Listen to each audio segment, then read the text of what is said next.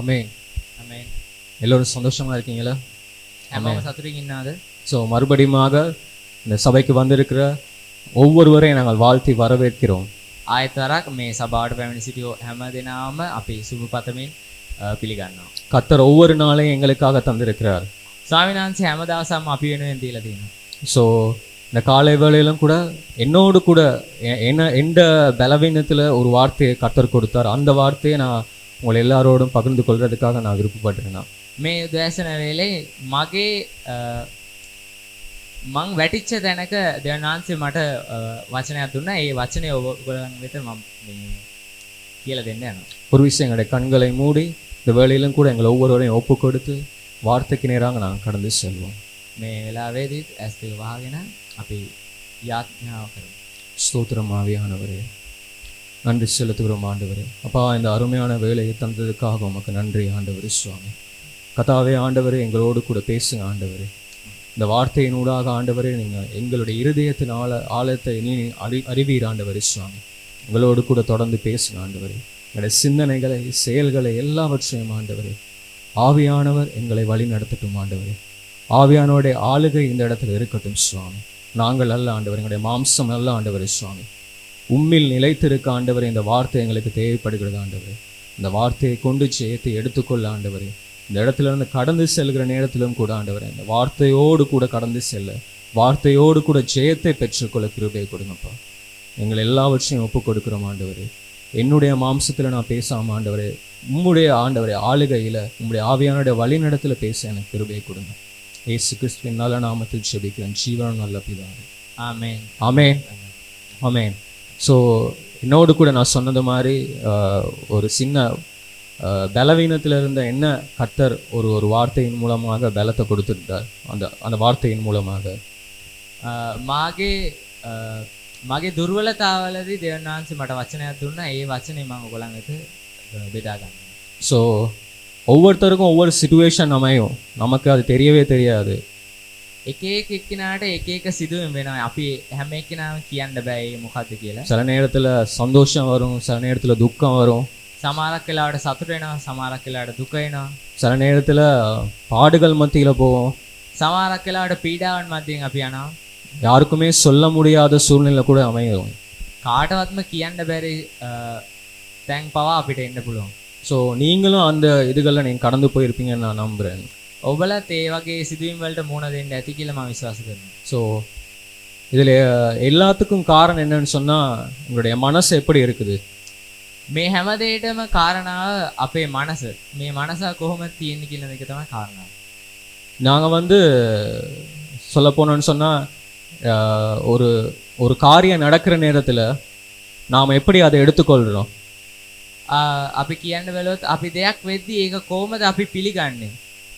அதை நல்ல முறையில் எடுத்துக்கொள்கிறோமா, இல்லாட்டி அதை சரியில்லாத முறையில் நெகட்டிவ் தாட்ஸில் நாங்கள் எடுத்துக்கொள்கிறோமா? ඒක අපි හරි විදිය, ඒ කියන්නේ මේ අපිට හරියන විදියට ගන්නවද? ඒක නැත්නම් ඒක වැරදි විදියට අපි ලබා ගන්නවද? நாங்கள் எப்பயுமே நினைக்கிறது என்னென்னா, சாத்தாண்ட அபிலிட்டிக்கு, அதாவது பிசாசுடைய செய்கைக்கு தான் கூட முக்கியத்துவம் கொடுத்தவங்களா இருப்போம். අපි හැම වෙලේම සාතාන්ගේ ක්‍රියාවලට තමයි මුල් තැන දෙන්නේ. அது எங்களுக்கே தெரியாது. අපිම දන්නේ නැහැ ඒක. ஆனால் தேவன் எங்களை ஒவ்வொருவரையும் தெரிந்து கொண்டது என்னன்னா, அவருடைய வல்லமையினால, அவருடைய உயிர்த்தெழுந்த வல்லமையினால் எங்களை ஒவ்வொருவரையும் தெரிந்து கொண்டிருக்கிறார். දෙවියන් වහන්සේ අපිව තෝරගත්තේ දෙවියන් වහන්සේගේ උත්තාන වූ වල්ලමෙන් අපිව ලබා ගන්න. எல்லாரும் அதை விசுவாசிக்கிறீங்களா? ஆமென். யாருமே விசுவாசிக்கலையா? කවුද විශ්වාස කරන්නේ? ஆமென். அவருடைய உயிர்த்தெழுந்த வல்லமையினால எங்களை ஒவ்வொருவரையும் தெரிந்து வைத்திருக்கிறார், எங்களை ஆளுகை செய்கிறார். දෙවියන් වහන්සේගේ මේ උත්තාන වූ බලයෙන් අපිව ලබා ගන්න. ஆமென். ஸோ அப்படி தெரிந்து வச்சிருந்தோம், அப்போ நாங்கள் ஏன் எங்களோட மைண்டில் நெகட்டிவ் தாட்ஸ் எல்லாம் வருது?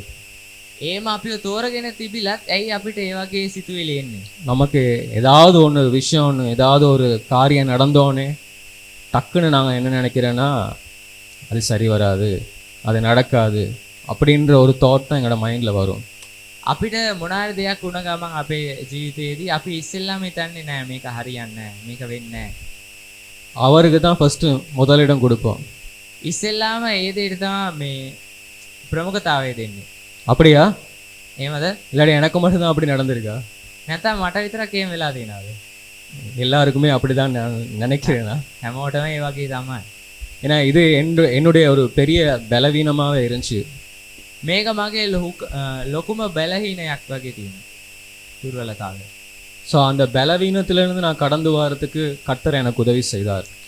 ඒ දුර්වලතාවයෙන් මට මිදිලා එන්න දෙවියන් වහන්සේ මට උදව් කරා. நான் இன்னும் முழுசா மாறல, ஆனாலும் கர்த்தருடைய வார்த்தையினால ஒவ்வொரு நாளும் என்ன நான் மாற்றுறதுக்கு நான் முயற்சி செஞ்சு கொண்டே இருக்கேன். මම තාම මුළුමනින්ම වෙනස් වුණේ නැහැ. ඒ දෙවියන් වහන්සේගේ වචනය තුලින් දෙවියන් වහන්සේ මාව වෙනස් කරනවා. ஸோ உங்களுக்கும் அதே மாதிரி சுச்சுவேஷன் இருக்கும்னு நினைக்கிறேன். ஸோ அதிலிருந்து கர்த்தர் இந்த வார்த்தையின் மூலமாக உங்களையும் மாற்றுவார்னு நான் விசுவாசிக்கிறேன். ඔබලාටත් ඒ වගේ සිදුවීම් තියෙනවා ඇති. මේ වචනය තුලින් දෙවියන් වහන්සේ ඔයගොල්ලන්වත් වෙනස් කරයි කියලා මම විශ්වාස කරනවා. ஸோ அந்த உயிர் தெழுந்த வல்லமை எப்படி நீங்க நினைக்கிறீங்க? ඒ උත්තාන වූ බලය කොයි වගේද කියලා ඔයගොල්ලන් அது எவ்வளவு பவர்ஃபுல்லா இருக்கும்? ඒ කොච්චර බලවත්ද කියලා හිතන්න. ஒரு அவருடைய வார்த்தை அவர் சொன்னோனே ஒரு மரித்தவர் வந்து உயிரோடு எழும்புறாரு. දෙවියන් වහන්සේගේ වචනයෙන් කියපු ගමන් මැරුණ කට්ටිය පවා නැගිටලා එනවා.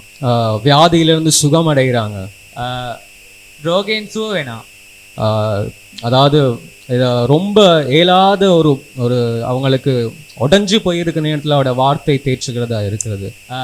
සිතුලින් කැඩිලා ගිය වෙලාවක පවා දෙවියන් වහන්සේගේ වචනය ඔවුන් ප්‍රාණවත් කරනවා. ஸோ அப்படி இருக்க ஒரு வல்லமையை கொண்ட வல்லமையால தெரிந்தெடுக்கப்பட்ட ஜனங்களாக தான் நாங்க இருக்கோம். ඒ වගේ බලවත්කමත් ලැබපුද මේ ජනතාවක් වගේ தான் අපි ඉන්නේ. ஸோ அப்படி இருக்க ஜனத்தை சாத்தனால கிட்ட வந்து நிற்க முடியுமா? ඒ වගේ බලවත්කමක් තියෙන ජනතාවකට මේ සාතාන්ට පුළුවන් ද ලං වෙන්නවත්? நம்மளால கிட்ட இருக்க முடியுமா? ලං වෙන්න පුළුවන්ද? சாதாரண இப்போ நம்ம சொல்ல போனா உதாரணத்துக்கு ஒரு நெருப்பை நாங்கள் பக்கத்தில் வச்சிருக்கோம்னு சொன்னா நெருப்பு அது சுடும் நல்லாவே, அவ்வளோ பவரானது அந்த நெருப்பு. ஸோ அது எங்களால் கிட்ட போக முடியாது. அந்த மாம்சம் வந்து கிட்ட போச்சுன்னு சொன்னால் சுட்டுரும் எங்களை. ஸோ அதே மாதிரி தான் அந்த பவரையும் சாத்தானையும் வைக்கவே முடியாது. අපි මේ ගිනි ගොඩක් තියෙනවා. ඒ ළඟට ඔයගලන්ට යන්න පුළුවන්ද? ඒක ළඟට ගියාම ඔයගලන්ගේ හැම පිච්චෙනවා. ඒ වගේ තමයි සාතාන්ටත් ඔයගලන් ගාවට එද්දි ඒ බලය එයාව පිච්චෙනවා. ஸோ அந்த பவர் வந்து எங்கள் ஒவ்வொருக்குள்ளாக இருக்குது. ඒ බලය අපි හැම එක්කෙනා තුළම තියෙනවා. அப்படி இருந்தும் ஏன் நாங்கள் வீழ்ந்து போகிறோம்? එහෙම තිබිලත් ඇයි අපි වැටලා යන්නේ? ஏன் நாங்கள் வீழ்ந்து போகிறோம்? ඇයි අපි වැටලා යන්නේ? ஒரு விஷயம் நீங்கள் நினச்சி பார்த்துருக்கீங்களா? அது ඒක හිතලා බලලා තියෙනවද? நாங்கள் எப்பயுமே அந்த பவரை வந்து எங்களுக்கு பக்கத்தில் வைக்கவே முடியாது. அந்த அளவுக்கு தூரம் இது கிட்ட கூட வைக்கிறதுக்கு இயலாது. அப்படி இருந்தும் கூட நாங்கள் விழுந்து போயிடுறோம். நாங்கள் ඒ බලය අපි තුල තියෙන බලය ඒ සාතන් ගාව ලං කරන්නවක්වත් බෑ. ඒත් අපි වැටලා යනවා. காரணம் என்னன்னு நீங்கள் எல்லாம் யோசிச்சிருப்பீங்களா ஒரு விஷயம்? ඒ කාරණාව කුමක්ද කියලා ඔයගොල්ලෝ සිතලා බලලා තියෙනවද? யோசிச்சிருக்கீங்களா யாராவது? කල්පනා කරලා තියෙනවද? என்ன காரணம் இருக்குன்னு நீங்களாம் நினைக்கிறீங்க? කුමන කාරණාවක් වෙන්නද කියලා හිතන්නේ? எங்களுடைய மைண்ட். අපේ මනස. எங்களுடைய மைண்ட் எந்த அளவு தூரம் இருக்குது? අපේ මනස කොයි වගේද කියන එක. ஏன்னா சாத்தான் வந்து ரொம்ப தந்திரமான ஒருத்தர். සාතාන් ඇවිල්ලා කුමන්ත්‍රණකාරී. அவனுக்கு வந்து அந்த பொய்யை சொல்லித்தான் அந்த தந்திரத்தோடு செயல்படுவான். සාතාන් ඇවිල්ලා ඒ බොරුවෙන් තමයි කුමන්ත්‍රණකාරීව ඇසිරෙන්නේ. அவனுக்கு அந்த பொய்யை தான் ஒரு தத்ரூபமாக காட்டி எங்களுடைய மைண்டில் அதை போடுவான். සාතාන් ඇවිල්ලා ඒ බොරුව තමයි අපේ ඇස් වලට පේන්න තියන්නේ. ஸோ அப்படி பண்ணுற நேரத்தில் எங்களோட மைண்ட் எப்படி ஆயிரும்? එහෙම කරද්දී අපේ මනස කොහොමද වෙන්නේ? அந்த பவர்ஃபுல்லான நாங்கள் ஒரு தந்திரமான ஒரு வார்த்தையை எங்கள் மனசில் விதைக்கிற நேரத்தில் நாங்கள் வீழ்ந்து போகிறவர்களாக இருக்கிறோம். ඒ බලවත් වූ අපි අපේ සිත්වල ඒ කුමන්ත්‍රණකාරී හැඟීම මේ අදහස තියෙද්දි අපි වැටලා යනවා. ஸோ இந்த මනස மைண்ட்னா என்னது? நம்மளோட මනස කිව්වොත් කොහොමද ඒකේ තේරුම? மைண்ட்னா என்னன்னு நினைக்கிறீங்க? මේ ඒ දේ මොනවා කියලාද හිතන්නේ මනස කියන්නේ? சிந்தனை, සිතුවිල්ල. ஸோ இந்த சிந்தனை வந்து மனசுன்னு சொன்னால் சிந்தனை, அறிவு, உணர்ச்சி, மன உறுதி, கற்பனை இது எல்லாத்தையும் வெளிப்படுத்துறது தான் மனம்னு சொல்கிறோம், மைண்டுன்னு சொல்கிறோம். මේ සිත, මනස, සිතුවිල්ල හැමදේම එක්කෝටම තමයි මනස කියලා අපි කියන්නේ. இது எல்லாமே வந்து வெளிப்படுற நேரத்தில் தான் அது மைண்டாக மாறுது. මේ හැමදේම මේ එළියට ප්‍රකාශ වෙති තමයි ඒක මනස කියලා අපි කියන්නේ. ஸோ அதுக்குள்ள சிந்தனை இருக்குது, ඒ ඇතුලේ සිතුවිල්ල තියෙනවා, அறிவு இருக்குது, දැනගැන්ම තියෙනවා, உணர்ச்சி இருக்குது, அதுக்குள்ள හැඟීම තියෙනවා, மன உறுதி இருக்கு, ආත්ම විශ්වාසය තියෙනවා, கற்பனைகள் இருக்குது, மெமரிஸ். සිතුවිලි තියෙනවා. ஸோ இதெல்லாம் சேர்ந்தது தான் ஒரு மனம். මේ හැමදේම එකතු වෙච්ච එක තමයි මනස කියන්නේ. ஸோ இந்த மனத்துல வந்து ஒவ்வொரு பகுதிகள் இருக்குது. මේ මනසේ එක එක පැතිකඩ තියෙනවා. இது நான் சொல்லல, விஞ்ஞானிகளாக அவங்க ஆராய்ஞ்சு பார்த்து அவங்க சொன்னாரு. ஆனா இது ஏற்கனவே கர்த்தர் எப்பயோ பைபிள்ல எல்லா இதையும் சொல்லியிருக்காரு. இப்பதான் நம்முடைய எல்லாமே கண்டுபிடிச்சி ஒவ்வொன்றா சொல்லி கொண்டிருக்காங்க. මේ පැතිකඩ තියෙනවා කියලා මං කිව්වේ නෑ. මේ විද්‍යාඥයන් හොයාගෙන තියෙනවා. ඒත් මීට කලින් දෙවනාංශ මේක ලියලා ඉවරයි.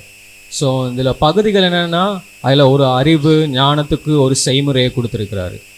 මේ හැම පැතිකඩකටම එක එක ක්‍රියාවන් දීලා තියෙනවා. அதில் அட்டென்ஷன், மெமரி பவர், මතක ශක්තිය, அதோட எங்களோட மைண்டில் ஒரு ப்ராப்ளம் வர நேரத்தில் அதை சால்வ் பண்ணுறதுக்குரிய ஒரு அபிலிட்டி, අපේ මනස තුළට ඒක ප්‍රශ්නයක් එද්දී ඒක විසඳන්න පුළුවන් විදි, யோசிக்கிறதுக்கான ஒரு அபிலிட்டி கொடுத்துருக்காரு. අපිට සිතන්න පුළුවන් ඒ හැකියාව, அப்புறம் உணர்ச்சியின் செயல்முறை, හැඟීමේ ක්‍රියාව, அதெல்லாம் இருந்தால் மட்டும் பத்தாது, அதை நாங்கள் வெளிப்படுத்தணும். ඒ ඔක්කොම තිබිලා විතරක් මදි අපි එළියට පෙන්වන්න. அதுக்கு தான் அந்த ஃபீலிங்ஸ் அதை கொடுத்துருக்காரு, உணர்ச்சி. ඒ අර හැඟීම් දුන්නේ ඒකට තමයි. அதை நாங்கள் இமோஷன்ஸில் நாங்கள் வெளிப்படுத்துவோம். நாங்கள் ඒක අපි අපේ හැඟීම් වලින් පිට කරනවා. அது போல் இன்னொன்று கொடுத்துருக்காரு வந்து இந்த நேரம் மோட்டிவேட் ஆகிக்கொண்டே இருக்கும்.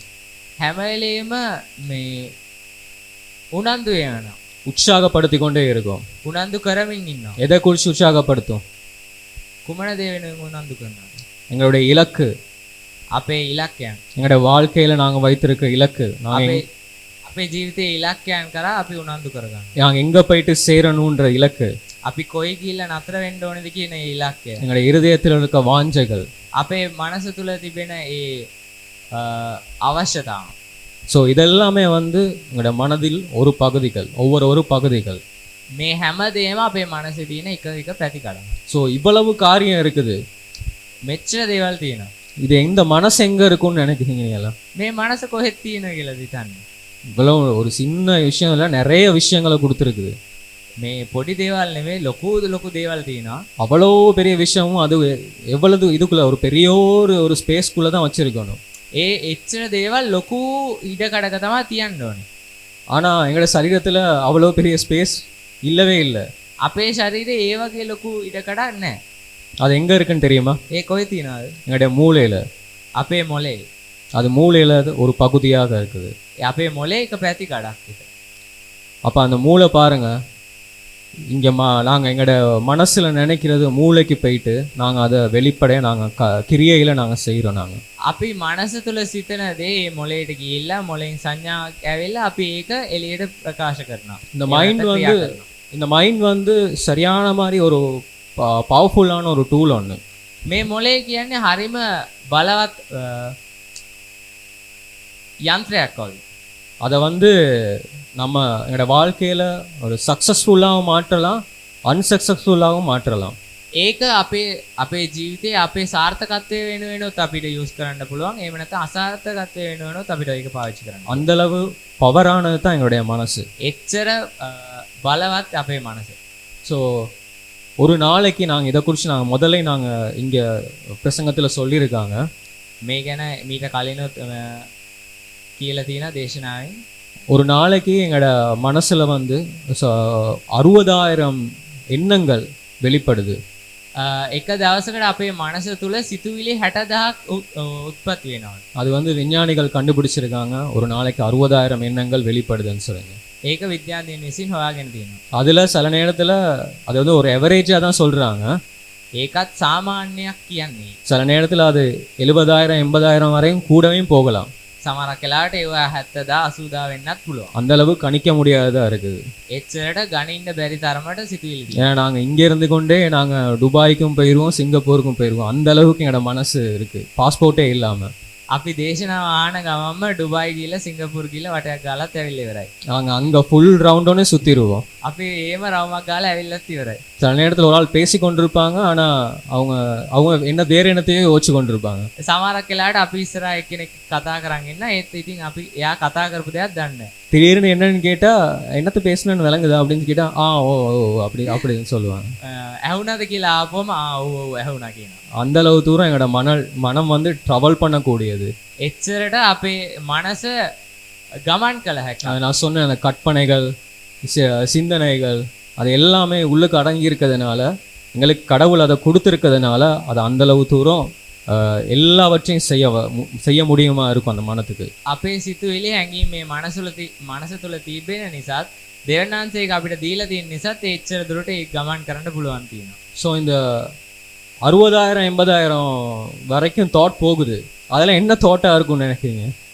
ඔය 60,000ක් 80,000ක් විතර ඔය සිතුවිලි යනවා කියනවානේ. ඉතින් ඔය සිතුවිලි මොනවාද ඔය සිතුවිලි? எப்படி இருக்கும் அந்த அந்த நினைவுகள் எல்லாம்? ඒ මොනවා වෙන්නේ නැද්ද? எல்லாம் ரிப்பீட்டிவ் ஆகிக்கொண்டே இருக்கும். ඒ හැමදේම ආය යනවා. அதாவது நினைச்சதே திருப்பி திருப்பி நினைச்சு கொண்டே இருப்போம். අපි හිතපු දේම ආය හිතනවා. அது எல்லாம் அப்டேட் ஆகி ஒவ்வொன்றா வேற வேற முறையில நினைச்சு கொண்டிருப்போம் நாங்கள். ඒක ආය එකම දේ ආය වෙනස් විදියට අපි හිතනවා. அதுக்கப்புறம் நெகட்டிவ் தாட்ஸ். ඊට පස්සේ අපිට වැරදි තීරණ ගන්න. ஒரு கொஞ்சம் சதவீதம் பாசிட்டிவ் தாட்ஸ். අපි පොඩි ප්‍රමාණයක් විතරක් මේ හරි දේ තීරණය කරනවා. அந்த விஞ்ஞான ஆய்வாளர்கள் சொல்றாங்க வந்து சாதாரணமா 80% இருந்து 95% வரையும் நெகட்டிவ் தாட்ஸும் ரிப்பீட்டட் தாட்ஸும் தான் எங்களோட மைண்டில் சுற்றி கொண்டே இருக்கும். විද්‍යාඥයන් විසින් හොයාගෙන තියෙනවා අපි හිතන අර 80 තියෙන සිතුවිලි 80න් 95%ක්ම අපි හිතන්නේ වැරදි දේ. එහෙම නැත්නම් ආය එකම දේ තමයි හිතන්නේ. ஸோ அது எப்படி இருக்கும் அப்படின்னா நல்லா இருக்குமா? එහෙනම් කොහොම තියෙද? நல்லாவா இருக்கும்? அதெல்லாம் எங்களுக்கு நல்லா இருக்கும் அது, ஆனால் கர்த்தருடைய பார்வையில் அது நல்லாவே இருக்காது. ඒක හොඳද? අපිට නම් හොඳ ඇති. ඒ දෙවනාංශගේ නාමයේ දෙවනාංශගේ ඇස් ඉදිරියේ ඒක නම් හොඳ දෙයක් නෙමෙයි. அந்த பாசிட்டிவ் தாட்ன்றது வந்து பாசிட்டிவ்னான விஷயங்கள்ன்றது வந்து சொற்ப அளவு தான் இருக்குது. ඒ හරි හැඟීම එහෙම නැත්නම් හරි තීරණ ඇවිල්ලා පොඩි ප්‍රමාණයක් තමයි තියෙන්නේ. ஏன்னா எங்களை வந்து கர்த்தரால் தெரிந்து கொள்ளப்பட்ட ஜனங்களை அவனால் கிட்ட கூட வந்து நிற்கவே முடியாது. අපි දෙවියන් වහන්සේ තුලින් තෝරගත්ත ජනතාවක සින්න ඒඳ අපි ගාවට සාතාන්ට ලං වෙන්නවක්වත් බෑ. அந்த அளவு தூரம் கர்த்தர் ஒரு வல்லமை எங்களுக்குள்ள வைத்திருக்கிறார். ඒ තාක් දුරට දෙවියන් වහන්සේ අපිට බලයක් දී තිබෙනවා. அப்படி அந்த வல்லமை இருந்ததுனால தான் அவன் எங்களோட கிட்ட கூட இல்லாமல் இருக்கான்.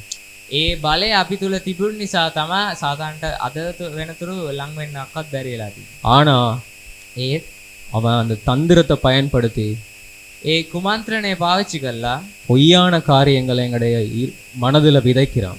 ඒ බොරු උදේ අපේ සිතුවිලි තුල වපුරනවා. நாங்கள் அதை தான் குறித்து சிந்திச்சு கொண்டே இருப்போம். අපි ඒක ගැනමයි හිතේ තින්නේ. சில நேரத்தில் நாங்கள் பிரசங்கத்தில் இருக்க நேரம் கூட அந்த அந்த மைண்டுக்கே போகிற மாதிரியே இருக்கும்.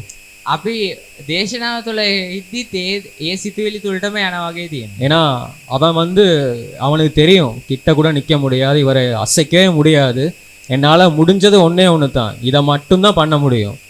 සාතාන් දන්නා ඔයගලන් ගාවට ලං වෙන්නවක්වත් බෑ. ඒත් ඌ දන්නා කුමන්ත්‍රණයෙන් ඔයගලන්ව වට්ටන හැටි. ඉතින් ඒ දේ කරනවා.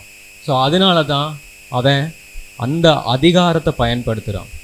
ඒ නිසා තමයි සාතාන් තමන්ගේ අර කුමන්ත්‍රණකාරී අධිකාරිය පාවිච්චි කරන්නේ. இயேசு வந்து பிதாவானவர் வந்து எங்களை எப்படி பார்க்குறாருன்னா இயேசுவை பார்க்குற மாதிரி தான் எங்களை ஒவ்வொருவரையும் பார்க்குறாரு. පියාණන් වහන්සේ අපිව බලන්නේ යේසුස් වහන්සේව බලන විදිහටමයි. ஏன்னா அந்த அதிகாரத்தை எங்களுக்கும் கொடுத்துருக்காரு. මොකද ඒ බලය තමයි අපිටත් දීලා තියෙන්නේ. ஏன்னா எங்களுக்கு சொல்லியிருக்காரு, எங்களாலையும் நோய்கள் நாங்கள் விசுவாசித்தால் தேவனுடைய மகிமையை காண்பாய் என்று சொல்லியிருக்கிறாங்க. යේසුස් වහන්සේ තමයි කියලා තියෙනවා අපිටත් ලෙඩ රෝග සුව කරන්න පුළුවන්. අපි විශ්වාස කරොත් ඕනම දෙයක් දෙවියන් වහන්සේගේ නාමයෙන් අපිට ලැබෙනවා කියලා. ஸோ இதை நாங்கள் என்ன செய்யணும் அப்படின்னா එහෙනම් අපි මොනවද කරන්න ඕනේ? நாங்கள் அதை முறியடிக்கணும். අපි ඒක බිඳ දමන්න ඕනේ. ஸோ அதுக்கு வந்து நிறைய காரியங்களை அவன் கொண்டு வருவான் எங்களோட மனசில். ඒකට අපේ සිතුවිලි තුළ සාතාන් හුඟක් දේවල් ගෙනයනවා. சூழ்நிலைகளை கொண்டு வருவான். අපේ ඒ පසුබිම ඌ ගෙනයනවා. நாங்கள் யாராவது மூலயமா ஒரு நெகட்டிவ் தாட்ஸை வந்து நாங்கள் கேட்குறவங்களாக இருப்போம். අපි සමහරක් කට්ටිය නිසා ඒ කියන්නේ ඔයගොල්ලන් එක ඉන්න මිතුරන් එහෙම කට්ටිය නිසා වැරදි තීරණ වලට පෙළඹෙනවා. கேட்கறது நாங்க கேட்போம் நெகட்டிவான அப்ப ஏக காரியங்களை கேட்கறது. அதே போல பிசாசுடைய ஏஜென்ட்கள் நிறைய பேர் இருப்பாங்க. සාතාන්ගේ සේවකයෝ ඉන්නවා හුඟක් තැන්වල. அவங்க மூலியமாவும் எங்களுக்கு நெகட்டிவான காரியங்கள் வந்து கொண்டே தான் இருக்கும். ඒගොල්ලන් එනොත් අපිට හුඟක් වැරදි තීරණ එනවා. பொய்யான காரியங்கள் බොරු දේවල් එනවා. தந்திரமாக எங்களோட அதை சொல்லியே எங்களை மைண்டை ஃபுல்லாக அப்செட் பண்ணிடுவாங்க. ඒ කුමන්ත්‍රණකාරී දේවල් ඇවිල්ලා ඒගොල්ලන් අපිට කියලා අපිත් ඒක සවන් දීලාම අපි වැටිලා යනවා. உதாரணத்துக்கு சொல்லுவோன்னு சொன்னால் நீங்கள் நல்லா ப்ரிப்பேர் ஆகி இருக்கீங்க ஒரு ஒரு மீட்டிங் ஒன்றுக்கோ போகிறதுக்கோ ஒரு இன்டர்வியூ ஒன்றுக்கு போகிறதுக்குன்னு வச்சுக்கொள்வோமே. අපි සම්මුඛ පරීක්ෂණයකට යන්න හොඳටම ලෑස්තිලා ඉන්නවා. அந்த நேரத்தில் பார்த்து அந்த நேரம் தான் உங்களுக்கு பஸ்ஸு கிடைக்காது, ඒ වෙලාවේ තමයි ඔයගලන්ට බස් එක හම්බෙන්නේ නැත්තේ, ரீவில் கிடைக்காது. රීවිල් හම්බෙන්නේ නැත්තේ. அப்போ எப்படி இருக்கும்? කොහොම තියෙද එතකොට? போகிற வழியில் சரியான மாதிரி ட்ராஃபிக்காக இருக்கும். ඒ වෙලේ හොඳටම ට්‍රැෆික් එකක් තියෙනවා. அந்த நேரம் தான் எங்களோட மைண்டில் வேறு வேறு எண்ணங்கள் எல்லாம் தோணும். ඒ වෙලේට තමයි හැමදේම හිතෙන්නේ අපේ මනස තුළ. சும்மா அந்த என்ன சொல்லுவாங்க, இது பஞ்சை வந்து நெருப்பு கிட்ட கொண்டு போனால் டக்குன்னு பற்றி கொள்ளும் இல்லையா, அதே மாதிரி தான் எங்களோட மனசு. අර පුළුන් ගොඩක් ආවට ගිනි කූරගේ අරන් ගියා වගේ තමයි ඒ වෙලේට තියෙන්නේ. அதை கொஞ்சம் இது பண்ணாதான் டக்குன்னு ட்ரிகர் ஆகிருவோம் நாங்கள் எல்லாம். පොඩ්ඩ ඇල්ලුවත් ඇති පිච්චිලා ඉවරයි. அதே மாதிரி ஒரு காரியம்தான் நமக்கு அவன் வந்து செய்யறேன்னா நமக்கு அந்த பிசாசு வந்து எங்களுடைய மனதில் செய்ய முடியும். ඒ වගේ දෙයක් තමයි සාතානවත් අපේ ජීවිතේත් කරන්නේ. ஸோ இந்த காரியங்கள் மூலமா தந்திரமாக அவன் எங்களோட மனசுக்குள்ள அவன் வந்துடுவான்.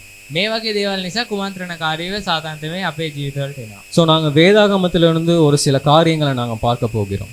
අපි දේව වචනය තුලින් සමහර දේවල් බලන්න යනවා. 1 ராஜாக்கள் 18ஆம் அதிகாரம் එක රාජාවලිය 18 වන පරිච්ඡේදය 21 29 வரையும். 21 වන පදයේ සිට 29 වන පදය. ஸோ இதில் ஒரு காரியம் நடக்குது. මේකේ දෙයක් වෙනවා.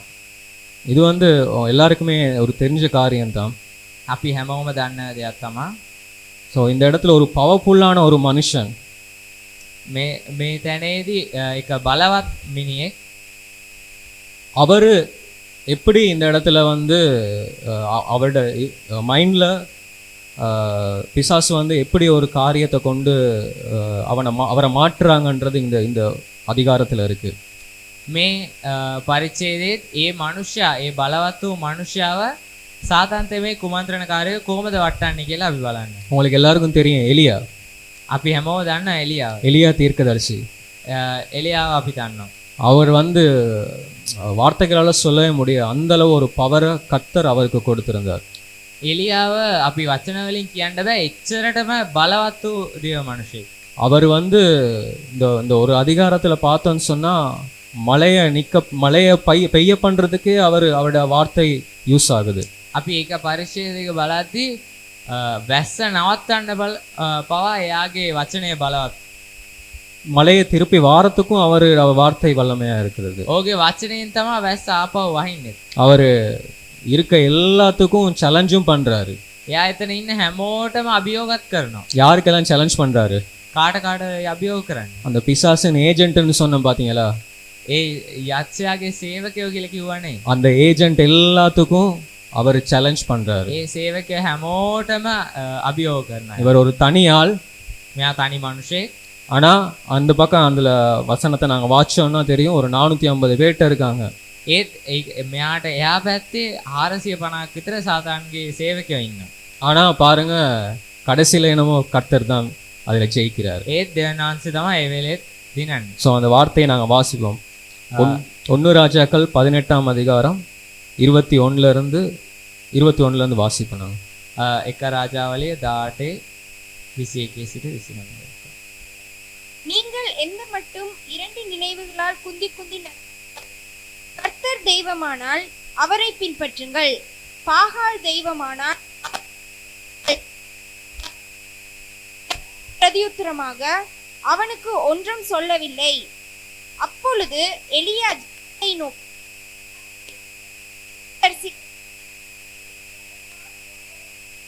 பாகாலின் தீர்க்கதரிசிகளோ 450 பேர். இப்போதும் 2 காளைகளை எங்களிடத்தில் கொண்டு வரட்டும், ஒரு காளையை அவர்கள் தெரிந்து கொண்டு அதை சந்து சந்தாக துண்டித்து நெருப்பு போடாமல் விறகுகளின் மேல் வைக்க கடவர்கள். நான் மற்ற காளையை அப்படியே செய்து நெருப்பு போடாமல் விறகுகளின் மேல் வைப்பேன். நீங்கள் உங்கள் தேவனுடைய நாமத்தை சொல்லி கூப்பிடுங்கள். நான் கர்த்தருடைய நாமத்தை சொல்லி கூப்பிடுவேன். அப்பொழுது அக்கினியினால் உத்தரவு அருளும் தெய்வமே தெய்வம் என்றான். போதும். එවිට එලියා මුළු සෙනග ළඟට ඇවිත් කතා කොට නුඹලා කොපමණ කල් කල්පනා දෙකක් අතර හිරවි සිටිනාද? ස්වාමීන් වහන්සේ දෙවියන් වහන්සේ නම් උන්වහන්සේ අනුව ඵලයල්ලා. බාල් දෙවියන් වහන්සේ නම් ඔව් අනුව ඵලයල්ලායි කීවේය. නමුත් සෙනග ඌට කිසි උත්තරයක් දුන්නේ නැත. එවිට එලියා සෙනගට කතා කොට ස්වාමීන් වහන්සේගේ ප්‍රොපේත කෙනෙක්ව ඉතුරු වෙන්නේ මම පමණකි. නමුත් බාල්ගේ ප්‍රොපේතවරු 450 දෙනෙක් සිටිති. එබැවින් අපට ගොන් දෙන්නෙක් දෙත්වා. ඔව් එක ගොනෙක් තෝරාගෙන කැබලි කර කපා දරපිට තබා යටින් ගිනි නොතබත්තා. මමත් අනික් ගොනා පිළියෙල කොට දරපිට තබා යටින් ගිනි නොතබන්නමි. නුඹලා නුඹලාගේ දෙවියන් වහන්සේගේ නාමය කියා යාඥා කරපල්ලා. මමත් ස්වාමීන් වහන්සේගේ නාමය කියා යාඥා කරන්නමි. එවිට ගිනි එවීමෙන් උත්තර දෙන දෙවියන් වහන්සේම දෙවියන් වහන්සේ වෙනසේකයි කීවේය. எப்படி பார்த்தீங்களா, ஒரு சேலஞ்ச் ஒன்று பண்ணுறாரு அவர். ඔයගලන් දැක්කද කුමන වගේ අභියෝගයක් දෙයා ලබා දෙන්නේ? நான் முதல்ல சொன்ன மாதிரி தான், අපි ඉස්සෙල්ල කිව්වා වගේ තමයි. அந்த நம்மளுக்கும் சாத்தானையும் பக்கத்துல கூட வைக்க முடியாது. ஏன்னா அந்த அளவு தூரம் நம்ம பவர் உள்ளாக்கள். අපි වයි සාතාන් වයි ලං කරලාවක්වත් තියන්න බෑ. මොකද එච්චර බලවත් කට්ටියක් අපි. அதே மாதிரி தான் எலியாவுக்கு கொடுக்கப்பட்ட வல்லமை அவ்வளவு பெரிதான ஒரு வல்லமை. ඒ වගේම තමයි එලියාට ලබා දුන්නු බලය එපමණ බලවත්. அப்படிப்பட்ட வல்லமை உள்ளவர் ஒரு சாதாரண விஷயத்துக்காக கலங்குற ஜனங்களை பார்த்து சொல்லுகிறாரு, நீங்க ஏன் இது பண்றீங்க, கர்த்தர் எங்களோடு கூட இருக்காரு. அந்த சேலஞ்சை முன் வச்சு அவர் சொல்லுகிறார், நீங்க எல்லாம் இப்படி பண்ணுங்க, நான் இப்படி பண்றேன், யாரு ஜெயிக்கிறான்னு பார்ப்போம் அப்படின்னு சொல்லி ஒரு சேலஞ்சை வைக்கிறார் அவர். ඒ වගේ බලවත්තු මිනිහෙක් මේ එච්චර 450 දෙනෙක්ට කියන තනි මිනිහෙක්ව අභියෝග කරනවා. ඔයගලන් කරන්න අපිත් කළා බලමු. ගිනේමෙන් කවුද උත්තර දෙන්නේ? එයා තමයි දෙවියන් වහන්සේ කියලා එයා අභියෝග කරනවා. இப்போ அந்த ப்ராசஸை ஸ்டார்ட் பண்ணிட்டாங்க. දැන් ඒ දේ පටන් අරන් ඉවරයි. அடுத்தடுத்த வசனங்களை நீங்க பார்த்தீங்கன்னா அந்த ப்ராசஸை ஸ்டார்ட் பண்ணி அவன் காலையில இருந்து சொல்லி கொண்டே இருக்காங்க. இப்போ அவன் கூப்பிடுறாங்க அவனோட பாகால் தெய்வத்தை, வாங்க வாங்க வாங்கன்னு சொல்லி கூப்பிட்டு கொண்டே இருக்காரு. දැන් අපි ඒකේ ඊළඟ වචනවල බලද්දී ඒගොල්ලන් යාඥා කරනවා උදේ ඉඳන් හවස වෙනකන් බාල් දෙවියන්ට එන්න කියලා. இவர் என்ன செய்யறாரு? මෙයා මොනවද කරන්නේ? இவர் நக்கல் பண்ணி கொண்டு இருக்காரு அவங்களுக்கு. මෙයා යාලට විහිළු කරන ගමන් ඉන්නේ. காலையில இருந்து கூப்பிடுறீங்க இன்னும் வரல, அப்படி இப்படி இப்படின்னு சொல்லி நக்கல் பண்ணி கொண்டே இருக்காரு. දැන් මෙයා විහිළු කරන උදේ ඉඳන් අඬ ගන්නවා තාම එන්නේ. இன்னும் கொஞ்சம் சத்தமா கூப்பிடுங்க, இன்னும் கேட்காம இருக்குது போல அவருக்கு. තව පොඩ්ඩක් හයියෙන් කියන්න එයාට ඇහෙන්නේ නැතුව ඇති. அந்த அளவு தூரம் நக்கல் பண்ணி එච්චර දුරට විහිළු කරලා அவர் அந்த மாதிரி செய்யறாரு, ஒரு சேலஞ்சை வைக்கிறாரு. එයා ඒ වගේ අභියෝගයක් ඒගොල්ලන්ට ලබා දෙනවා. கடைசி வரை அது நடக்கவே இல்லை. අන්තිම වෙනතුරු ඒක උනේම නැහැ. இப்ப இவர் என்ன செய்யறாரு? දැන් මෙයා මොනවද කරන්නේ? கர்த்தருடைய வல்லமை இன்னும் பெரிதா காட்டுறதுக்கு දෙවියන්වහන්සේගේ බලය තවත් ආස්කම් විදියකට පෙන්වන්න அந்த இடத்துல சாதாரணமா தண்ணி இருக்க இடத்துல நெருப்பு வைக்கவே முடியாது. දැන් සාමාන්‍යයෙන් වතුර තියෙන තැනක ගිනි ගොඩ ගහන්න බෑ. இந்த இடத்துல அவர் நிறைய தண்ணியை ஊத்த சொல்றாரு. දැන් එතනට එළිය කියනවා උගා වතුර අහලන්න කියලා. அந்த தண்ணியை ஊத்தி அந்த இதுல இருந்து ஒரு ஜெயத்தை காணுவோன்னு சொல்றாரு. වතුර හලලා ඒ තුලින් ජයක් ලබමු කියලා. அதாவது நடக்காது, ஆனாலும் கர்த்தருடைய விசுவாசத்தினால் அது நடக்கும்னு அவருடைய வார்த்தையை கொண்டு சொல்லுகிறார். ඒ දේ වෙන්නේ ඒ දෙවියන්වහන්සේගේ වචනය තුලින් ඒක වෙනවා. அப்படி செஞ்சு அவர் கடைசியில அந்த 36வது வசனத்துல வாட்சன்னு சொன்னா 36, 37, 38ல ඒ වගේ ඒක අපි බැලුවා නම් 36, 37, 38 දී அந்திப்பலி செலுத்தும் நேரத்திலே தீர்க்கதரிசியாகிய எலியா வந்து, ஆபிரகாமுக்கும் ஈசாக்குக்கும் யாக்கோபுக்கும் தேவனாகிய கர்த்தாவே, இஸ்ரவேலிலே நீர் தேவன் என்றும் நான் உம்முடைய ஊழியக்காரன் என்றும் இந்த காரியங்களெல்லாம் உம்முடைய வார்த்தையின்படி செய்தேன் என்றும் இன்றைக்கு விளங்க பண்ணும். கர்த்தாவே, நீர் தேவனாகிய கர்த்தர் என்றும் தேவரீர் தங்கள் இருதயத்தை மறுபடியும் திருப்பினீர் என்றும் இந்த ஜனங்கள் அறியும்படிக்கு என்னை கேட்டருளும் என்றான். அப்பொழுது கர்த்தரிடத்திலிருந்து அக்கினி இறங்கி அந்த சர்வாங்க தகன பலியையும் விறகுகளையும் கற்களையும் மண்ணையும் பட்சித்தது, வாய்க்காலில் இந்த தண்ணீரையும் நக்கி போட்டது. තවද සවස යාගය ඔප්පු කරන වෙලාවේ එලියා අනාගත වක්තෘතේ ලං වී කතා කොට ආබ්‍රහම්ගේද ඊසාක්ගේද ඊශ්‍රායල්ගේද දෙවි ස්වාමීන් වහන්සේ ඔබ ඊශ්‍රායලී දෙවියන් වහන්සේ බවද මා ඔබගේ සේවකයා බවද මා මේ දේ කළේ ඔබගේ වචනය ලෙස බවද අද දැනගන්නට ලැබේවා. ස්වාමීන් වහන්සේ මට උත්තර දුන මැනව. ස්වාමී ඔබ දෙවියන් වහන්සේ බවත් මේ සෙනගගේ සිත් නැවත හරවා ගත්තේ ඔබම බවත් මොවුන් දැනගන්නා පිණිස මට උත්තර දුන මැනවයි කීවේය. එවිට ස්වාමීන් වහන්සේ වෙතින් ගිනි බැස පූජාවත් දරත් ගලුත් දූලිත් දවා අඟලේ වතුරුත් වියලවා දැම්මේය. அவ பாருங்க எப்படி ஒரு பெரிதான ஒரு வல்லமை.